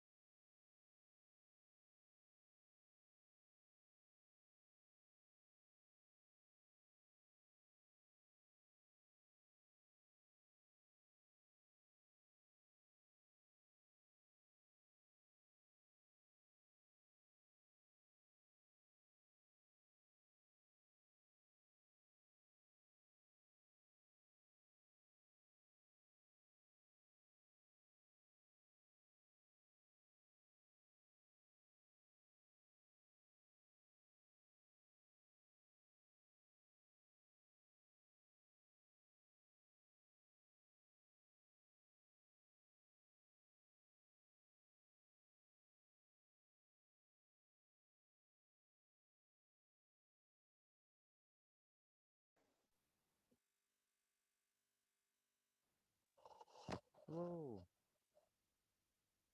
Can everyone hear me?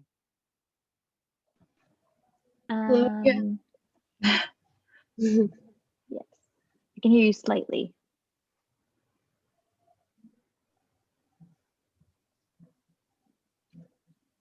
Not really. Right now we can't hear you at all. A little bit better. Yeah, perfect. There we go.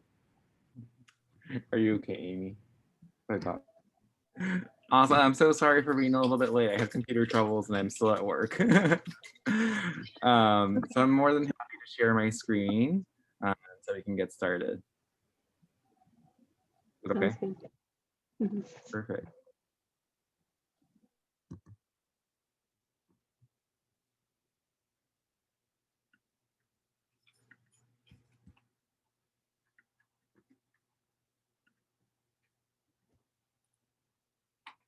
All right, so welcome everyone. So my name is Ricky and I am an occupational therapist here at UI Health. And I graduated with my master's in 2019 and my OTD, my clinical doctorate in occupational therapy last year in 2020 from UIC. So I got both my master's and my OTD at UIC. And so here's my email if you have any questions in terms of like what occupational therapy is, or any other questions of things that I'll cover in the brief time that we have today. So like I said, that was kind of a little bit about me in terms of my educational background. I also went to UIC for undergrad. So I was a psych major and I really, really enjoyed it. I also took like kind of like those like core classes like Kinesiology 251 and 252 at UIC. So I know the struggle. It's definitely worth it in the long run for sure. But so a lot of my doctoral work focused on working with cancer survivors who are Latinx. And so I really, really love that. And I was able to kind of differentiate like what occupational therapy can do for those folks. That's kind of like what I do right now in terms of my clinical work. I work at UI Health, like I mentioned, both in behavioral health, so like kind of like mental health on a psych ward, working both with adolescents and adults. So I primarily work with individuals here on the adult side and with the adolescents to run groups and to run like one-to-one individual sessions. And some things that kind of like we just addressed right now, especially during COVID, is just, you know, how to get over kind of like anxiety over COVID, how to kind of deal with kind of like now social distancing put in place, how can people stay connected? Or for example, anybody who's like dealing with a substance use problem, how can they actually get treatment for that? Even during a time where kind of like we're still being socially distant. And I really enjoy that with the kiddos, with adolescents. A lot of it has to do with kind of like just managing their emotions and finding kind of like healthy ways to express themselves because that's needed for everyday life. And then I also work in what's called like acute care right now. So that's kind of like your traditional like inpatient, like if somebody's sick in the hospital and they have an occupational therapy order, you know, here I go with my walker, with my sake, with anything that I think that they may need. And I see, you know, I conduct primarily evaluations to see if they need any occupational therapy while they're here in the hospital, and to also see if they need anything else when they leave. You know, do they need like a therapist at the home?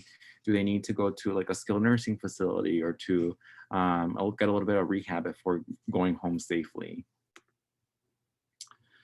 And so I wanted to cover for sure like what occupational therapy is, because I feel like there's, even at the undergrad level, I remember like I had like a lot of big like confusion, and like I feel like now, especially since more courses are being developed and, you know, in the undergrad level, a lot of OT is being represented in the great way.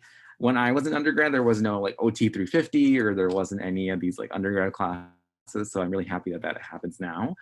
But so for occupational therapy, many of you may or may not know, so it's a healthcare profession that helps individuals or groups, you know, across the lifespan do things that they need to do or want to do, right? So we work in a variety of different settings. So like I said, for me right now, I work both in mental health and in acute care, so inpatient. But we work in so many different other settings, like home health, so in the home. We work in outpatient, you know, in pediatrics, working with kiddos. We work in like inpatient rehab facilities. For example, if somebody had a stroke, but beforehand they were, you know, living a quote unquote normal life, fully independent. And, you know, how do we educate them and how do we return back to as much as we can to their normal life? And so we work with a variety of different folks, from, we can even work with little preemies, all the way to kind of older adults, just depending on your training, of course. I have, for example, I've never worked with a little bit of a newborn, so that's definitely something that I would not right away take on the challenge, because we do everything that we feel like we're qualified to do. But we also work on outpatient settings too. A lot of occupational therapists are also hand therapists, but many also focus on cognition. For example, if somebody had a stroke and they're no longer to do kind of meaningful things like grocery shop or manage their own medication, how can we work with them as professionals and collaborate with them to identify some of those meaningful, important things, and how to kind of get on through with that. And then a couple things that I know that Maria Larson and Gail wanted me to cover was overall kind of like how the MSOT, the Masters in Occupational Therapy program, is covered at UIC. So I'm happy to answer any questions in terms of like what that process is in terms of the Masters, and then the transitioning to the OTD. What they really wanted me to emphasize the most was that starting in fall 2022, it'll be the entry-level OTD. So I know many other schools are now transitioning to this entry only OTD program. And so UIC will be following suit with that. So if you have any questions in terms of that, I'm also happy to answer that. But overall, the master's is pretty much still the same for when I experienced it. It's 23 months full time. It includes primarily coursework at the beginning, and then at the end, you kind of have these two fieldwork placements at the very end, where you kind of are on the field and you learn as a student, how to actually do practice in a variety of different settings. And then the main difference at the very end for this OTD would be that you will be doing your capstone project. And that involves kind of like specializing a little bit more. So, for me, I did my capstone on like cancer, but I've heard of other people do, their OTDs on, learning more about how to support people with diabetes, or how to support people with like mental illness a little bit better from an OT perspective. But there's like so many different things that you can do your OTD in. And that, since I've been talking for the last like 10 minutes, feel free to ask any questions. That is all in terms of my slides. Would love for this to be more of a Q&A type of thing. So let me know.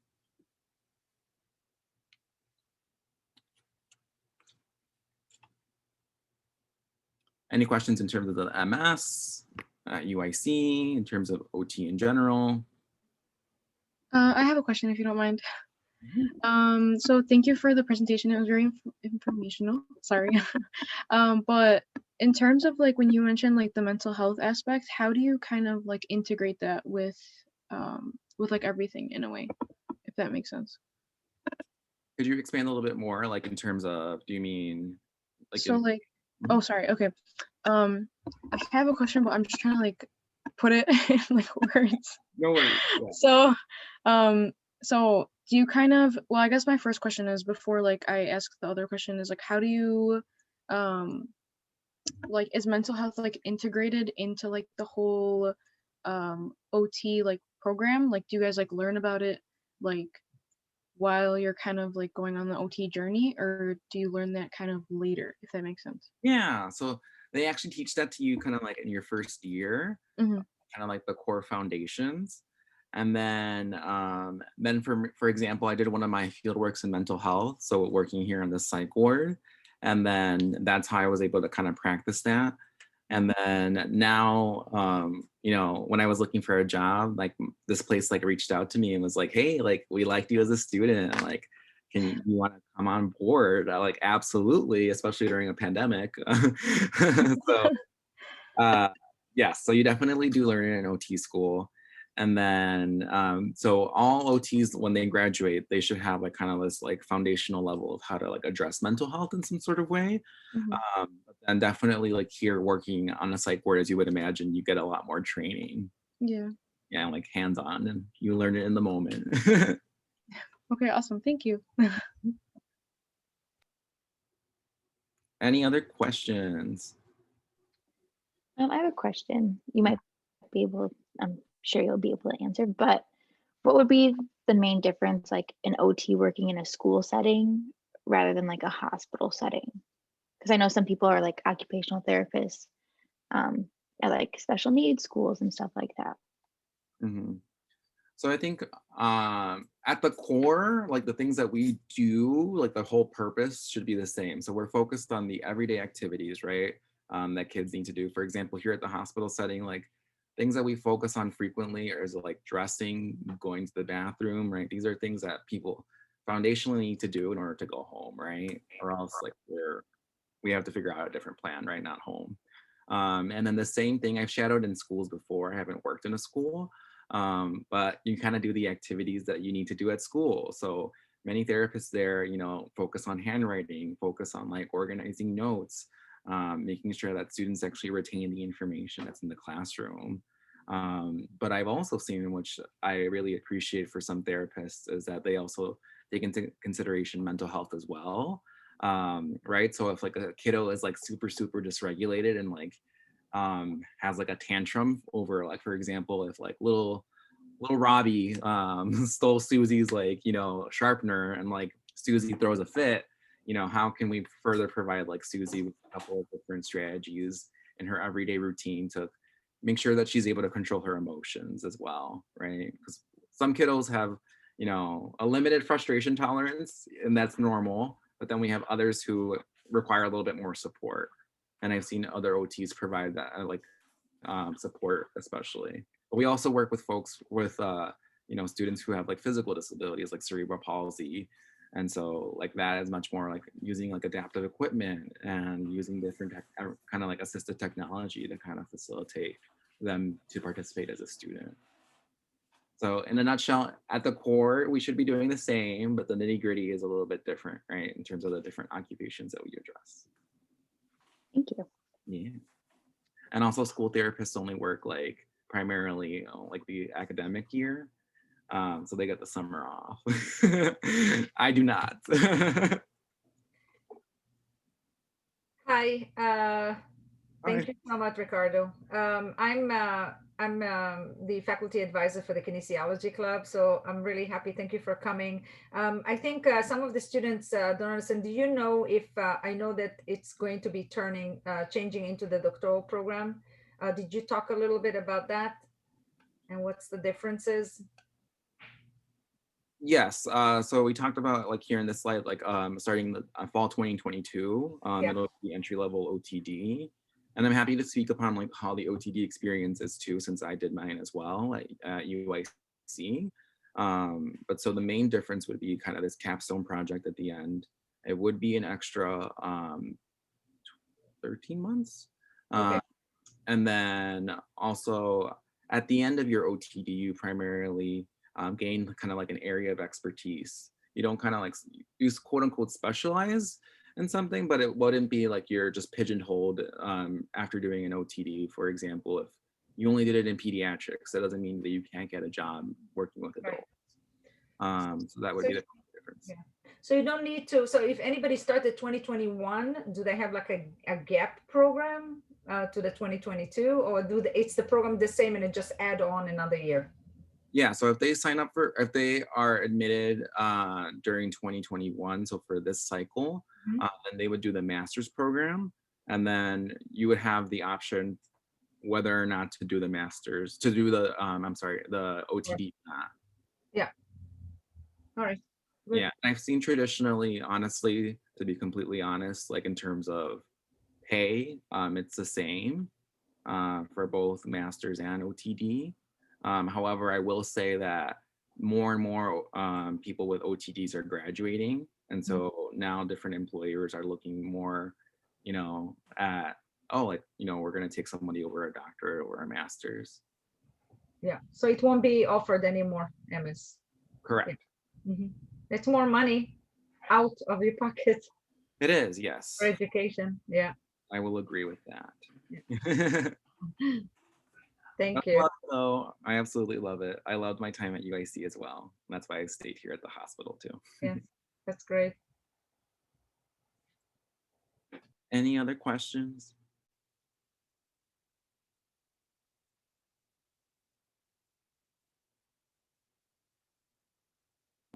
I had a question. I'm sorry. I forgot if you mentioned it or not, but did you have any shadowing done at so you're working in a psych ward right now. Did you do any shadowing prior to that?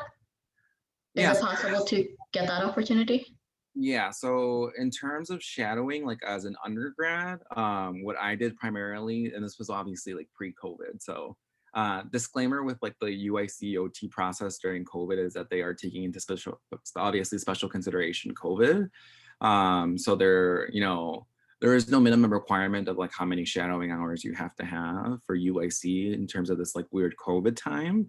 However, what they do want to see is, you know, like they're putting at least an effort to, you know, make some sort of connection and volunteering or something that kind of is like at least in some way related to OT. But like in terms of shadowing as an undergrad, what I did is I shadowed primarily at Athletico, different hand therapists. And then what I did is I shadowed at North Shore Pediatric Therapy too, as an undergrad in between like my sophomore to senior years. To get a little bit of pediatric experience to see if I wanted to get into that. But then I also I shadowed here at UI Health too, doing acute care, so the things that I do now. So I was able to kind of get that experience. In terms of shadowing right now, I know unfortunately during COVID right now, we're not having any like people shadow. So that's unfortunately a big bummer. Even OT students who have to do their clinical fieldwork, they've been delayed too. So UIC takes that much into consideration in terms of the application process too. Right, thank you. Mm-hmm. Any other questions?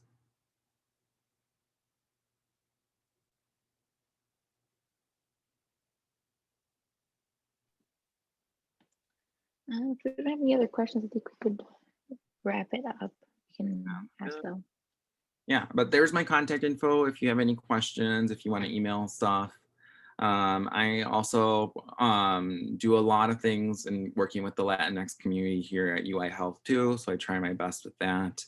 Or if you have any questions about overall like how UIC is in terms of its OT program, let me know. But yeah, thank you all so much, and I'm so sorry for just logging out at 5:20. I was working with patients and I had to quickly transition over. You're good.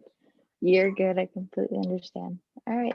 Thank you so much, Ricardo, or Ricky, for coming to talk to us today. We really appreciate it. It was great hearing from you. Of course. Thank you so much. Thank you. Bye. Bye. I will stop sharing.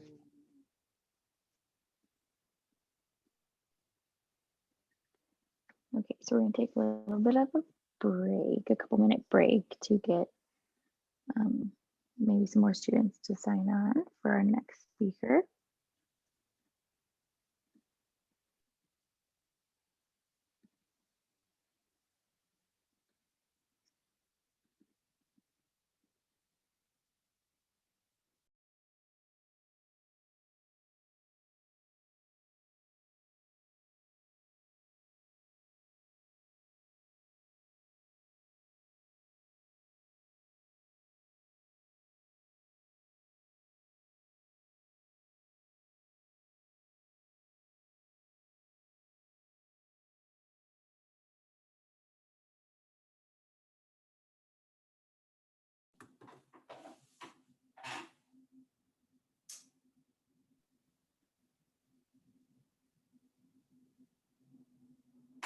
Hello, everyone. This is Andrew Lundgren from North Park. I don't know who I should be saying hello to first, and I didn't even know you had a deck of slides in front of you, but please tell me how I can help work through this.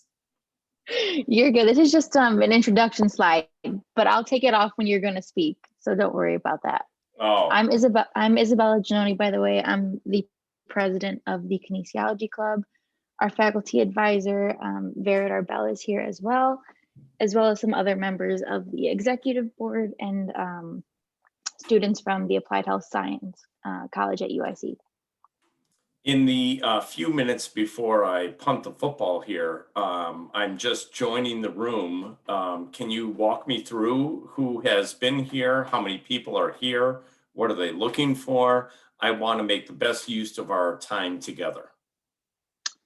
Yeah, so students are kind of going in and out. They know when each person is speaking at the event. So we might get some students who might join halfway and they might have class.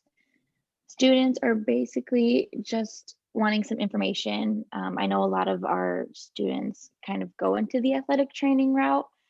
So if you want to talk about the AT program, what they have to offer at North Park, and then also kind of maybe your career path and how you got to becoming the director of the program at North Park as well. Is there anything else, do you think? Yeah, I think, thank you so much for coming. I think a lot of the students are not really aware of the opportunity with athletic training. I teach KN 100, so it's an introductory to kinesiology. So we are constantly bringing presenters to the students to actually teach them more about the opportunities. There's so much more than just PT and OT. So yeah, so I thought that this is really close to home. They don't need to travel anywhere. It's right here. Oh, that's good. Thank you. You guys tell me when I should kick this off. If we're waiting to 5:45, that's fine, or I can get going, whatever you want. Do you have a presentation or anything?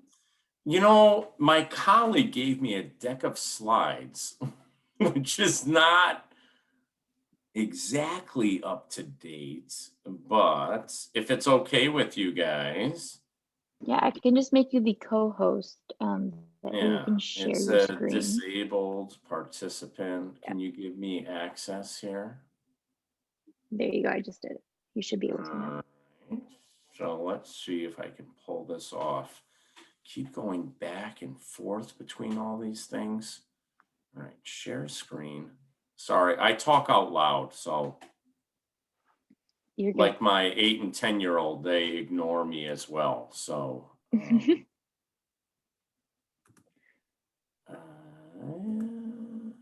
how we doing here? Can you guys see anything? Yes. Why can I not see this? I'm gonna do this. And I'm gonna get rid of you guys.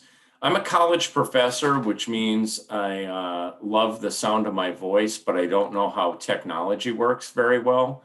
Gosh darn it, I just lost it. Let me try this again.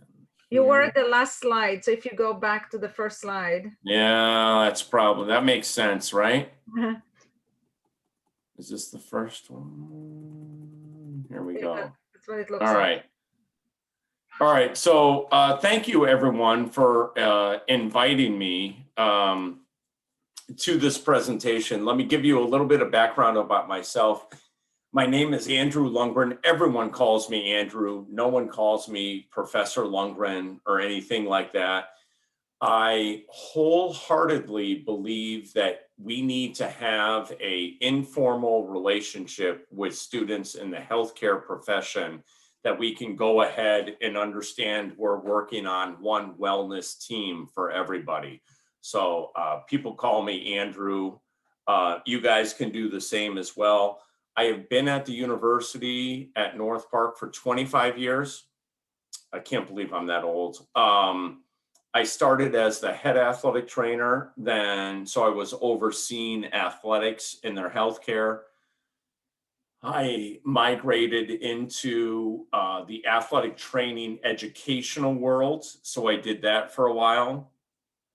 More recently, I am in charge of, I'm kind of an associate dean of health sciences. So I oversee exercise science, athletic training, physical education, and health sciences.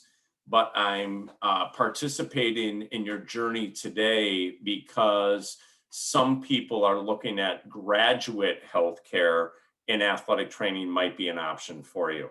So that's a little bit about my background here. If I can figure out how to make this work. Am I good here? All right. So I don't know if Whitney is on this call. I do not know Whitney, but I do know Kelly Pottiger very well, who is my colleague. And so they have come together to identify an efficiency that you guys can matriculate to North Park if you are interested in athletic training. So reach out to Whitney or Kelly if that's an option. So I'm going to go through this deck of slides pretty quick, mostly because I haven't looked at them yet, so I don't have a lot of background on it. But it says I'm going to start with the program overview. So athletic training, and I jumped in on the bandwagon of OT is moving from, which I'm aware of, the master's level to the doctoral level. Athletic training is moving from the bachelor's to the master's level. So we've already jumped over to the master's level in athletic training. So this would be a possible thing that you could pursue. So our curriculum, gosh darn it, hang on, I'm gonna figure out how to do this. Oh, here I go. All right, so it's a 2-year consecutive program. So we start in the summer, and you can see we go summer, fall, spring, summer, fall, spring. So you've got a lot of intensive classes the first year, and then I don't want to say it's less intensive the second year. What I want to say is that you are applying those skills that you actually had. But it's about prevention, it's immediate care, it's diagnosis, therapeutic intervention, and then healthcare administration. The one thing I try and tell people about our program, and you guys can jump in at any point, this slide represents Chicago, which you guys are aware of, is the mecca of sports medicine. We have more professional teams. We have more international and national events than anywhere else in the country. So people want to come to North Park for sports medicine because they have the opportunities to enrich their resume for their next job.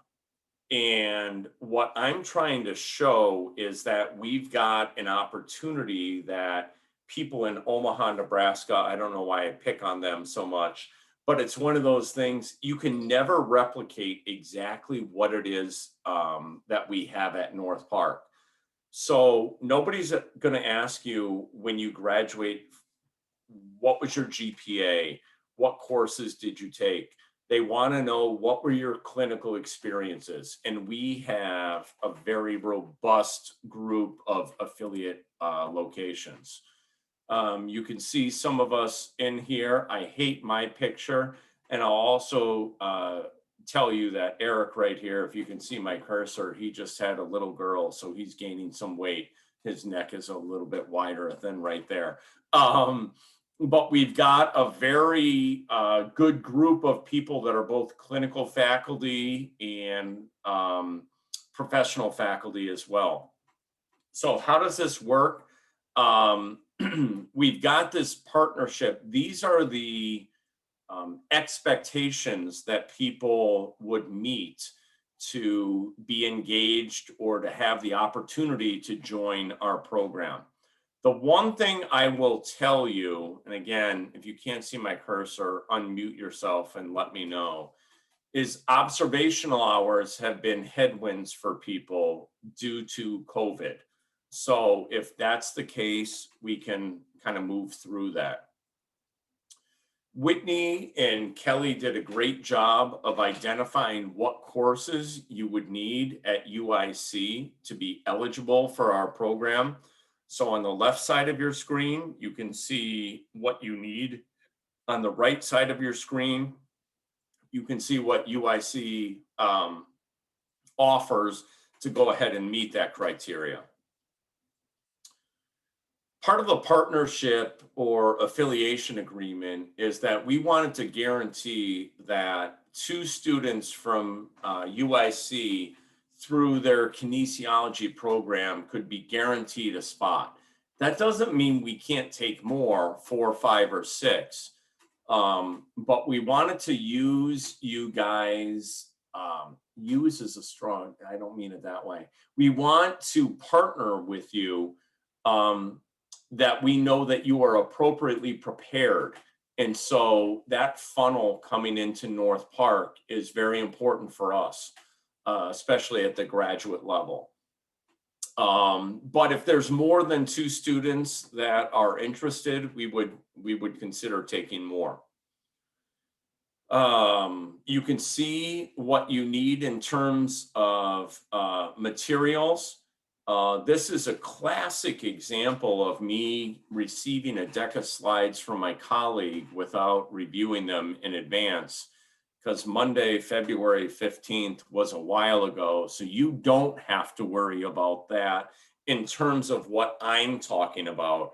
This was something you may have seen before because it was sent out to you. So I'm reusing the deck. There's 2 things that I would like to, because I'm kind of closing out on this. Why does the NPU MSAT program, why is it so advantageous? You need to self-identify if you want to be an athletic trainer. Do you want to be an occupational therapist? Do you want to be a physical therapist? Do you want to be a PA? I don't care what you pick. If you want to be an athletic trainer, the opportunity exists at North Park because of all of the opportunities that we have here. We are looking for mature students that self-identify what they want and are kinesthetic learners that are using their hands to go ahead and apply their knowledge. Again, disregard the January 27th because that's in the past. This was something that was done before, but we've got some partnerships that are here as well. I just want to make sure if there are any questions I can answer. I was supposed to hold myself to 10 minutes and I think I did a pretty good job. What questions can I answer from any of you?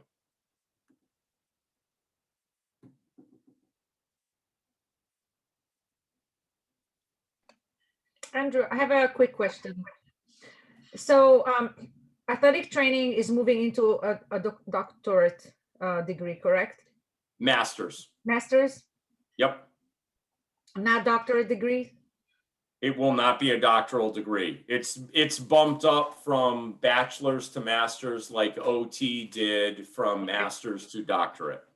Okay. It's a rat race. We're all keeping up with each other. Yeah, I know. I just wanted to make sure because I thought I heard that they're thinking about moving it up actually to. No, they're not, but there are doctoral degrees available. You can get a doctorate in athletic training. So you are not incorrect.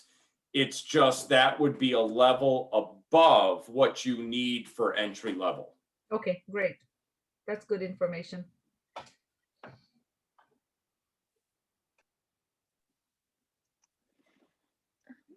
We have one in the chat here. I can read it too. What are some major things you look on applications for the master's program?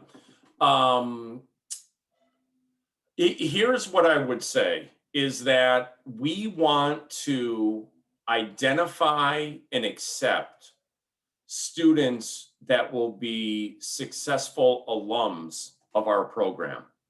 So let's walk through this journey. The first thing is, how can you be successful in the program?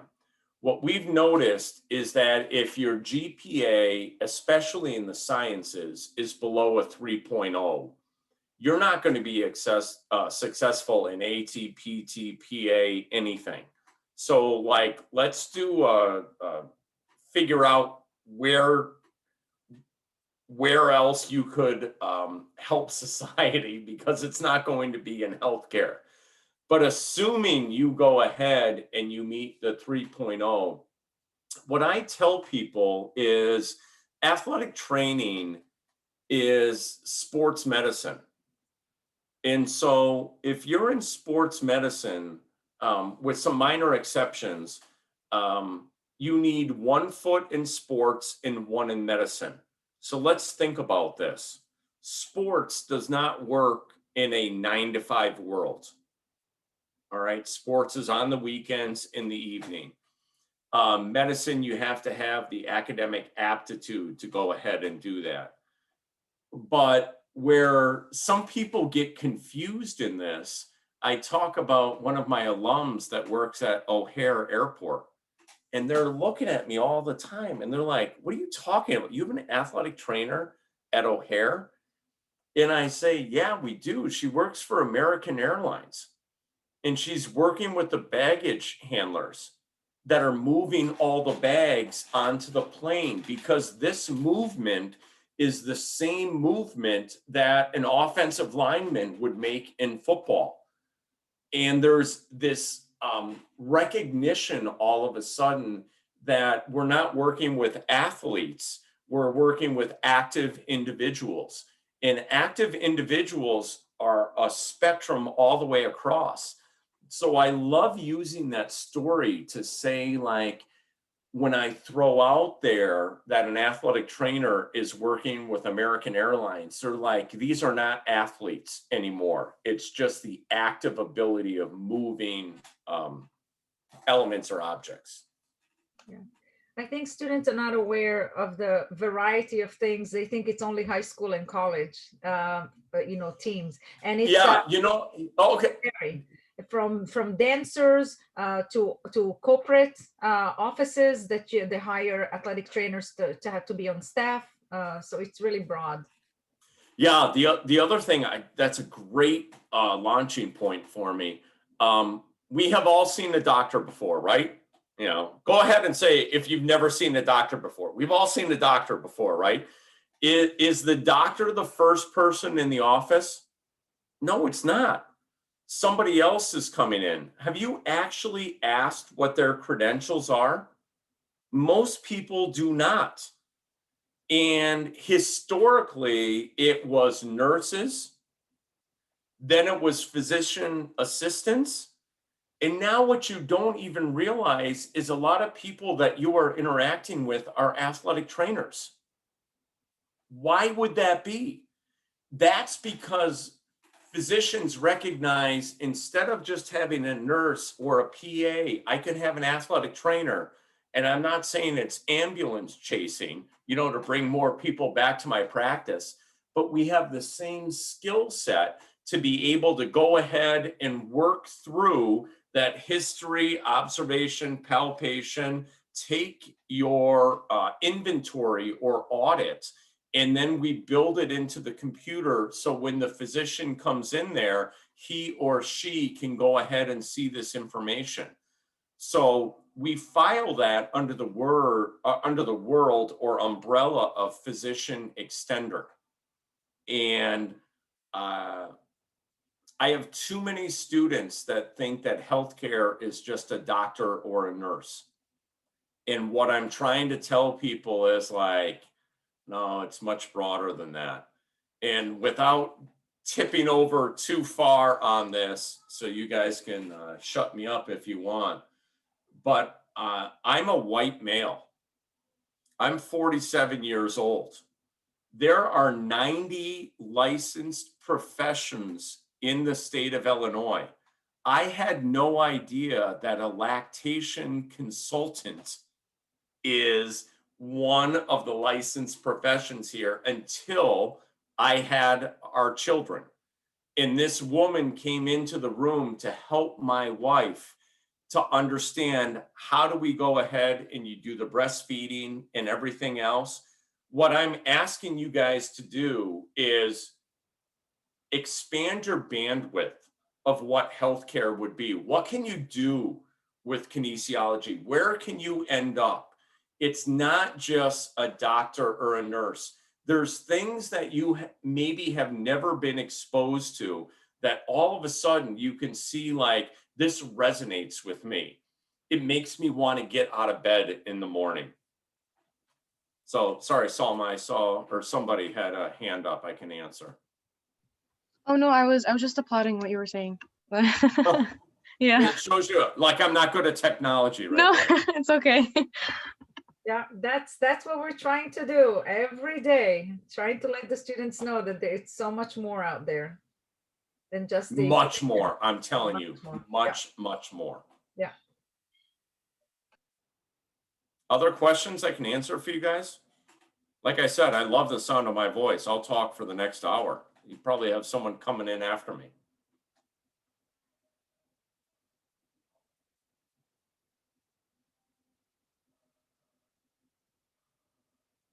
I think nobody asked about finance, which is Finance, you said?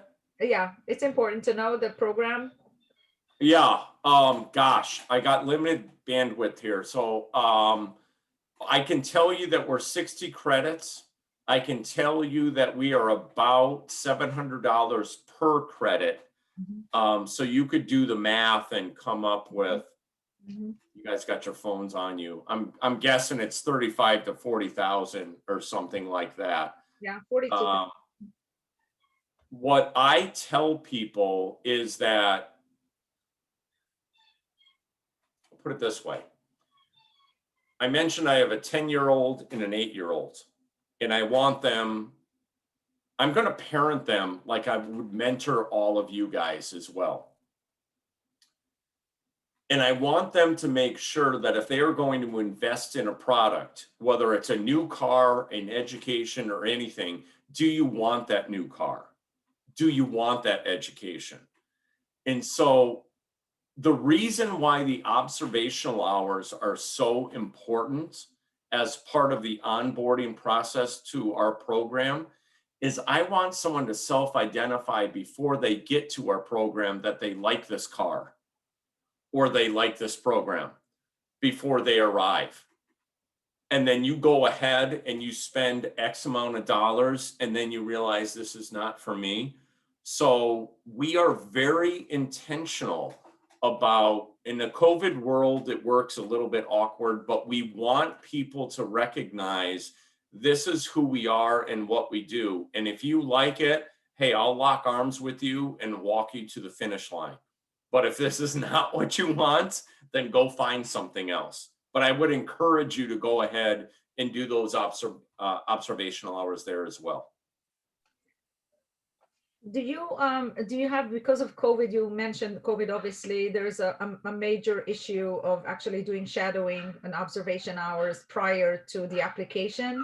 How do you handle it for the COVID generation, I call it? Yeah, excellent question. What I would say is I think it's unfair to challenge students or put them at a disadvantage because of a pandemic. So we are not going to exclude people because they do not have the 50 observational hours. What we are going to do is encourage them to do research above and beyond just observational hours for that purpose of making sure they self-identify, this is what I want to do. So we do have, as part of, it was on my deck of slides, what's on Kelly's deck of slides, that says, you know, why do you want to do this? It's your personal essay. And I think there's an opportunity there for someone to shine a light on themselves and just say, if we only have so many spots in our program, why are you a better candidate than somebody else? And I don't want people to automatically think that something happens between hour 49 and hour 50 that you figure out like, this is what I want to do. That's not the case. It's the idea that we are integrating you into it so you can self-identify.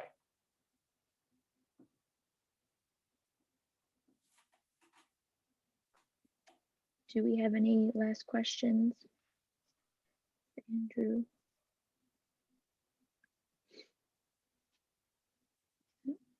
Okay, well, thank you so much, Andrew, for coming to talk to us. It was great hearing about the AT program at North Park. Yep. Andrew, thank you Somebody very will much. go ahead and give you contact information if you guys have more or you can go to this amazing website. It's www.google.com. And you can go ahead and figure out anything you want about North Park. You have any open house coming up soon that they can check? You know, if we do, I'm not aware of it. Okay. We're doing some virtual ones. I know that for sure, but Viviana, my recruiter, is the one that's in charge of that. Okay, great. So I don't want to cut into the next person, so I will kick myself off. Thank you so much for everything. Thank you. Thank you. Thank you. Bye. Thank you.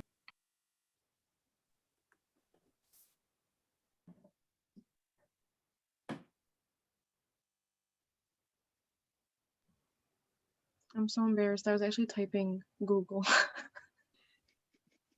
But then I realized, I was like, oh my God, it's Google.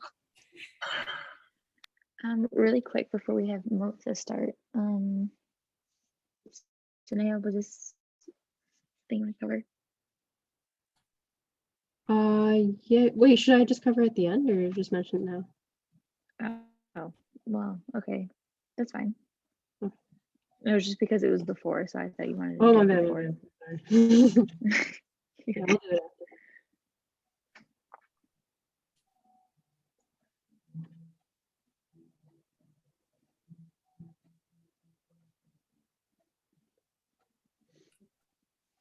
Dang, it's official. We'll just give students a couple more minutes. No worries. In case anyone else joins.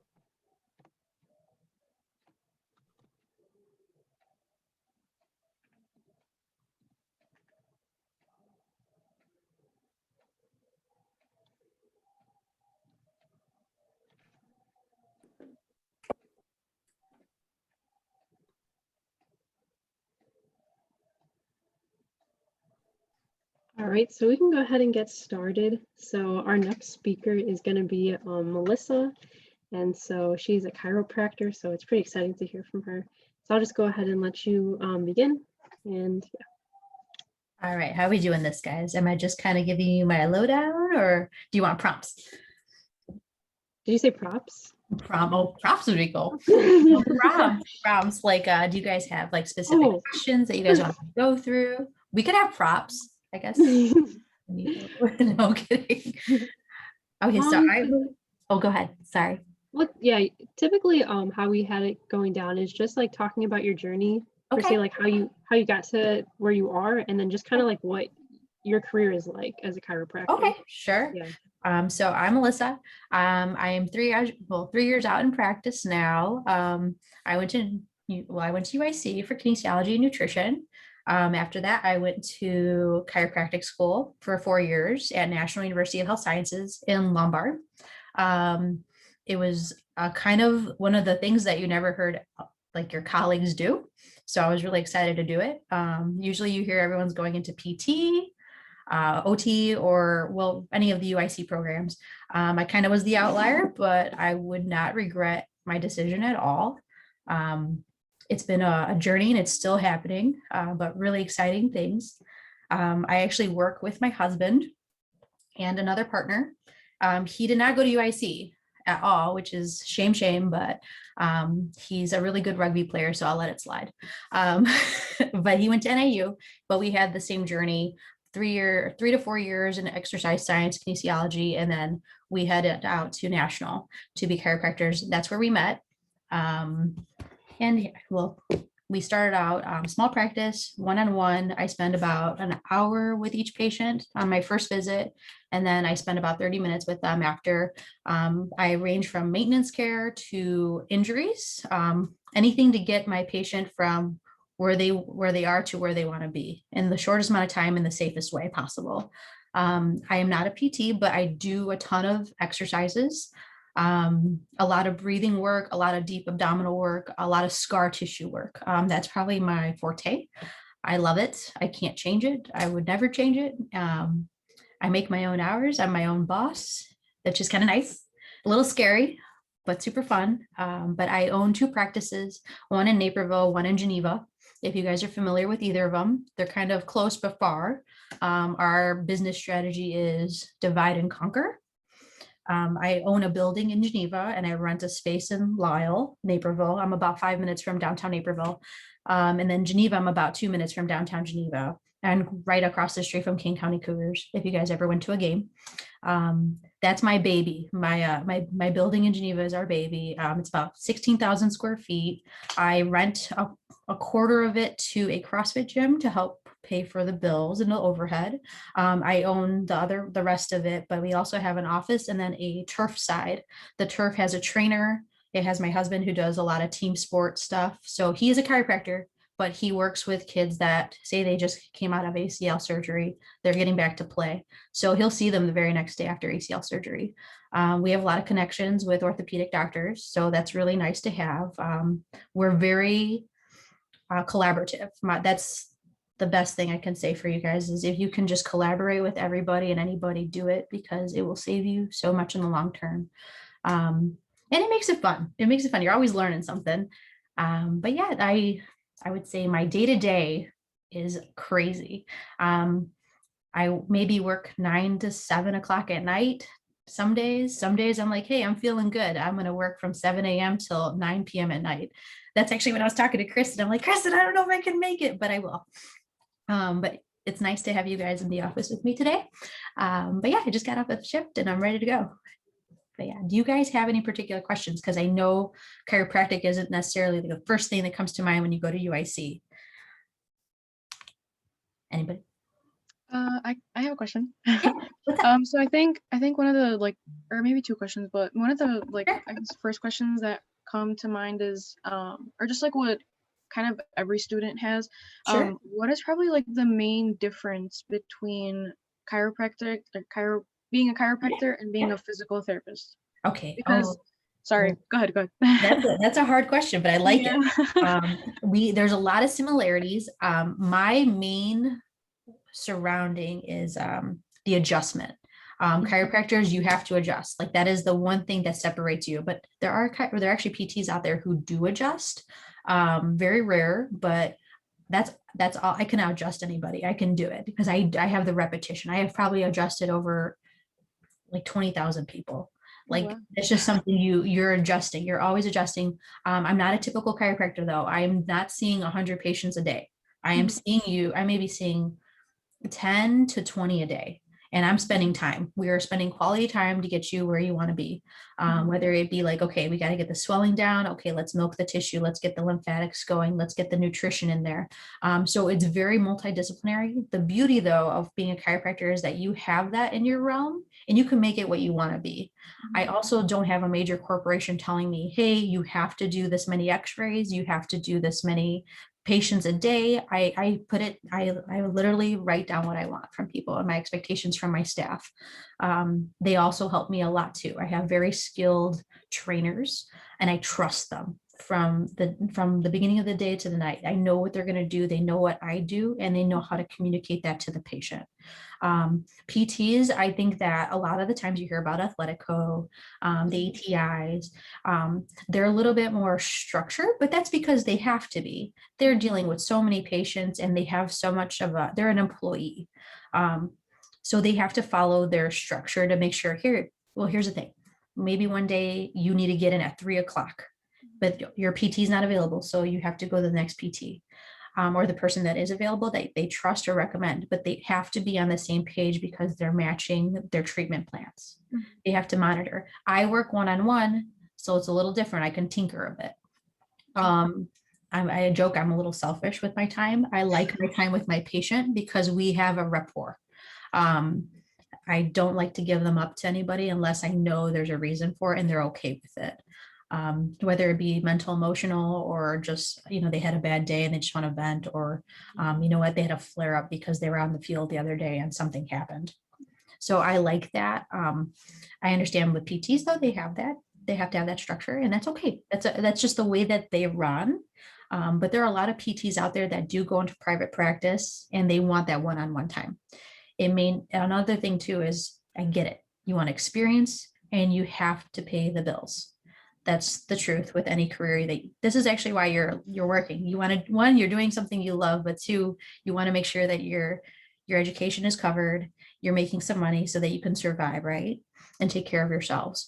Those are two big things, but I have a wonderful combo where I love what I do. And I'm also making a good income, a very scary income, just because I am building a lot. My 2 offices is a lot. You have to learn how to divvy up your time and trust people. So that's my big challenge. In the beginning, it is very scary because what if you don't know anybody? You're like, who's going to come visit me? Who's going to see me? Who's going to like to see me? But really just getting out there, put a smile on your face and be passionate is what's going to bring people to see you. And if you really are smart and love what you do, you can't mess with that. Like no one can take that from you.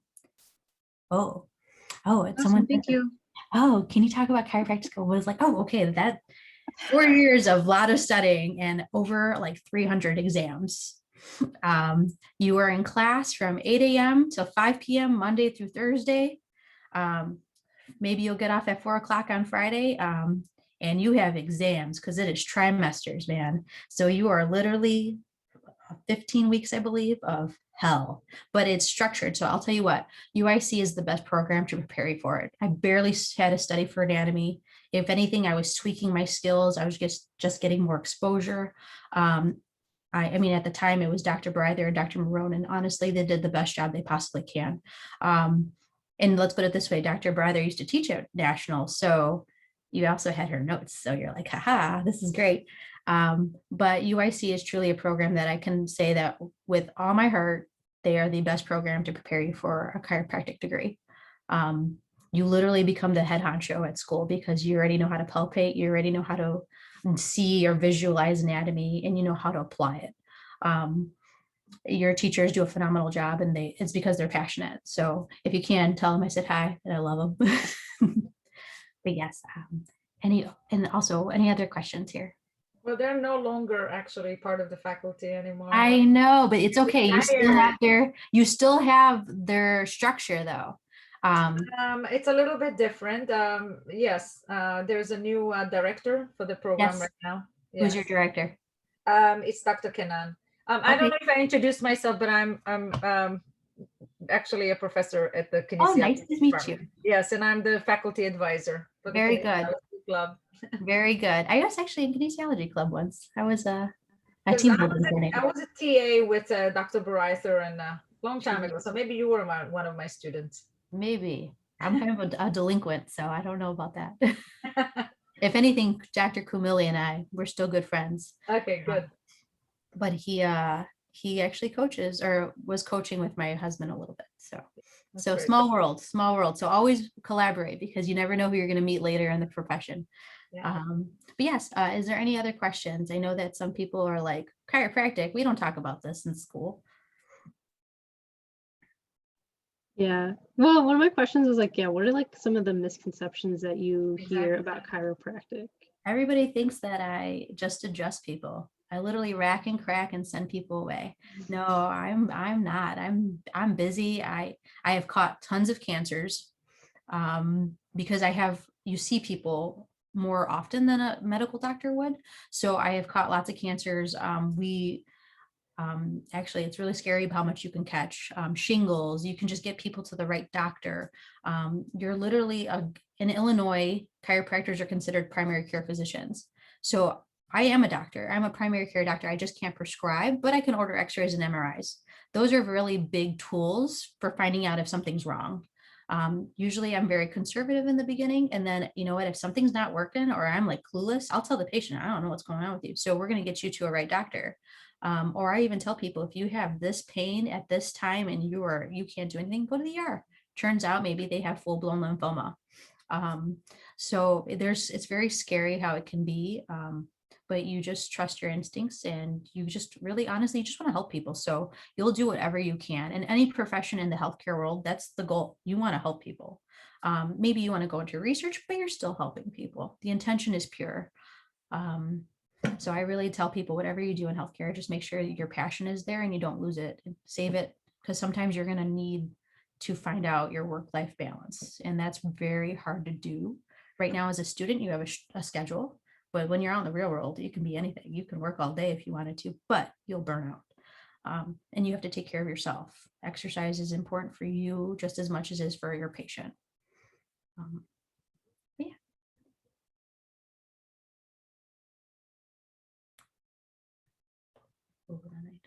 Actually, you know, interesting story, guys. This is my first time ever using Zoom during COVID. I wish I could. Good at it. Isn't that crazy? Have you found like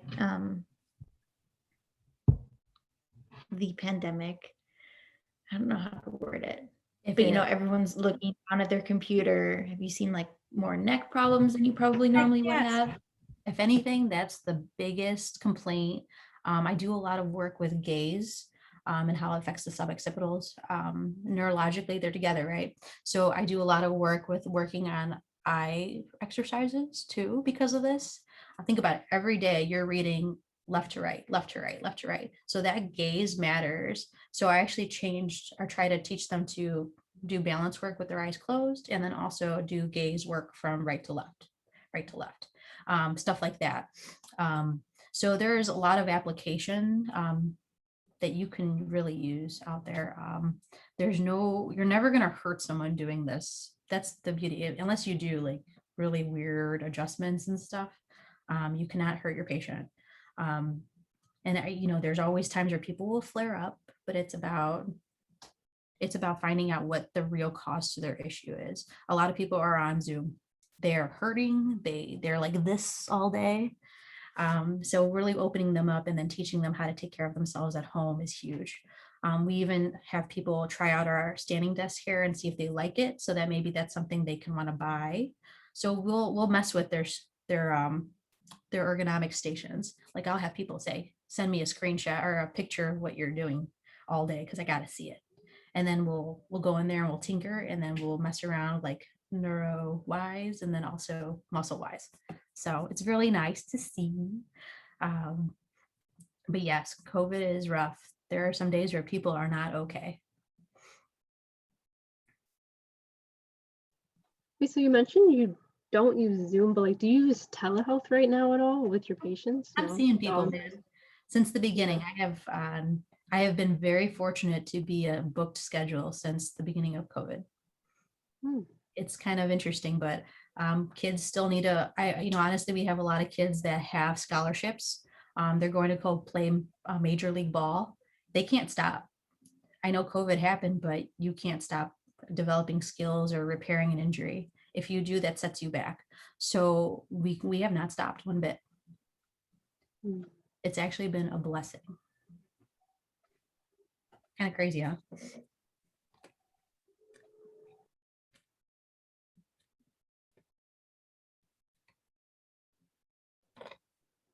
Melissa, maybe you can share a little bit. You're obviously super passionate about what you do.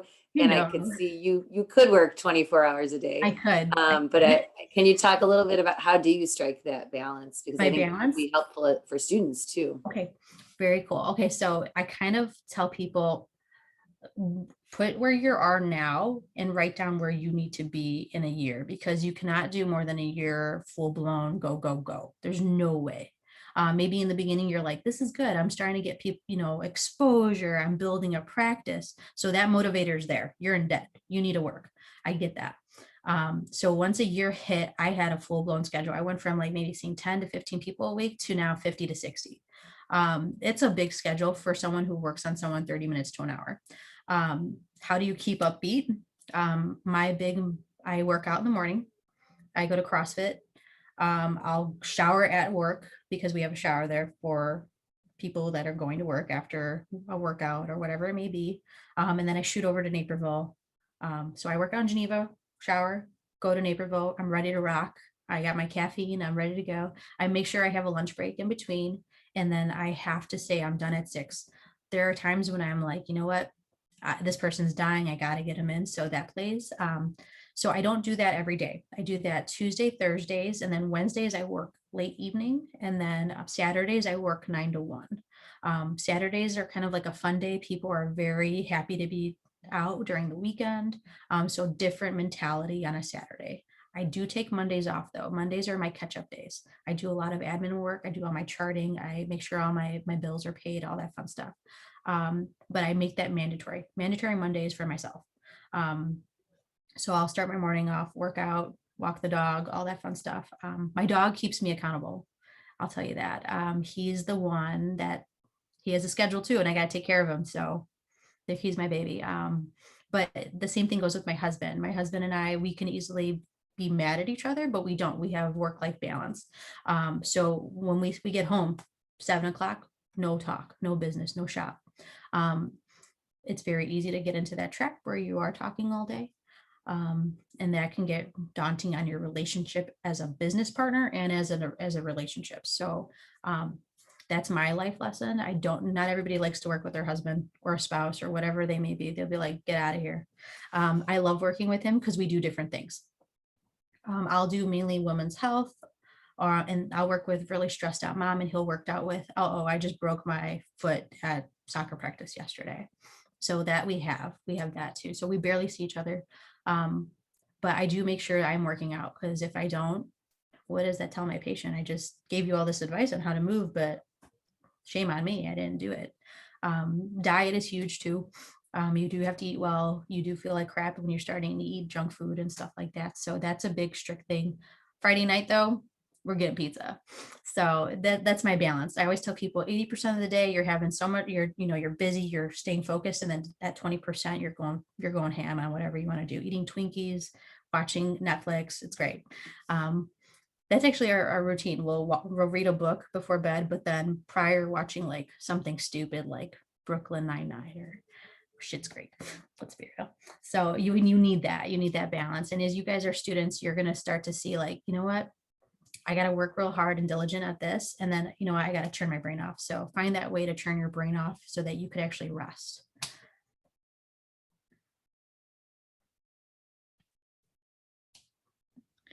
Do we have any last questions? Go crazy, guys. Come on. This is fun. I miss you guys. If anything, college was great.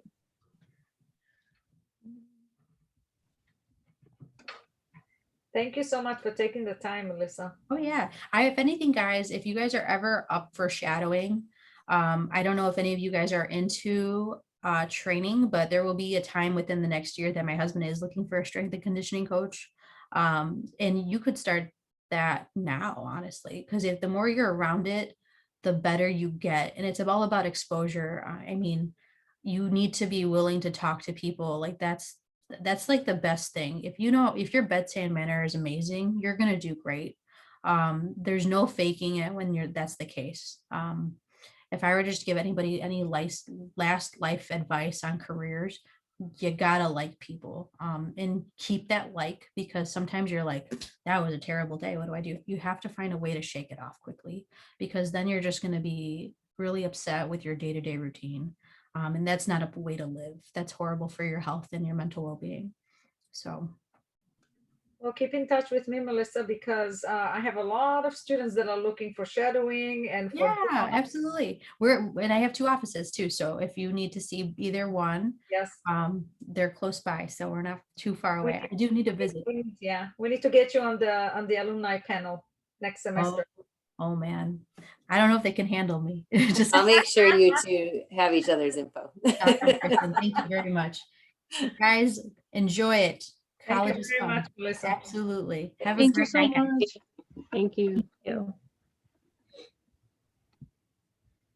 All right. So those were all the presenters that we had today. Thank you for those that were able to join the event. I think we might have some last minute announcements. Just give me a second.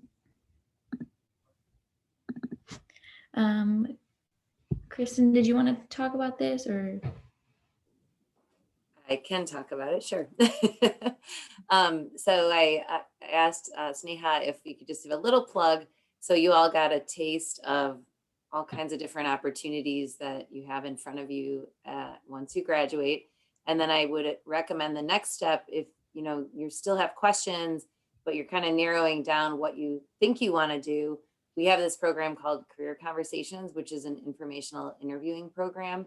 And the way that works is you would complete the intake form, giving us some information about what you're specifically interested in. And then there is a quick interview that kind of dives a little bit more deeply into that.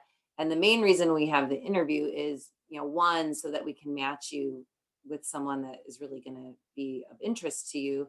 And then also to make sure you're serious about this, because after that, I match you individually with a grad that is working hopefully in the field that you're interested in specifically. So if you say you want to go into pediatric occupational therapy, I really try to find somebody that is a graduate of our program and is working in that specific area. Doesn't always work perfectly, but then they commit to talk to you for about 30 minutes. You can ask them, any question you have about what it's like day to day or preparation for that field.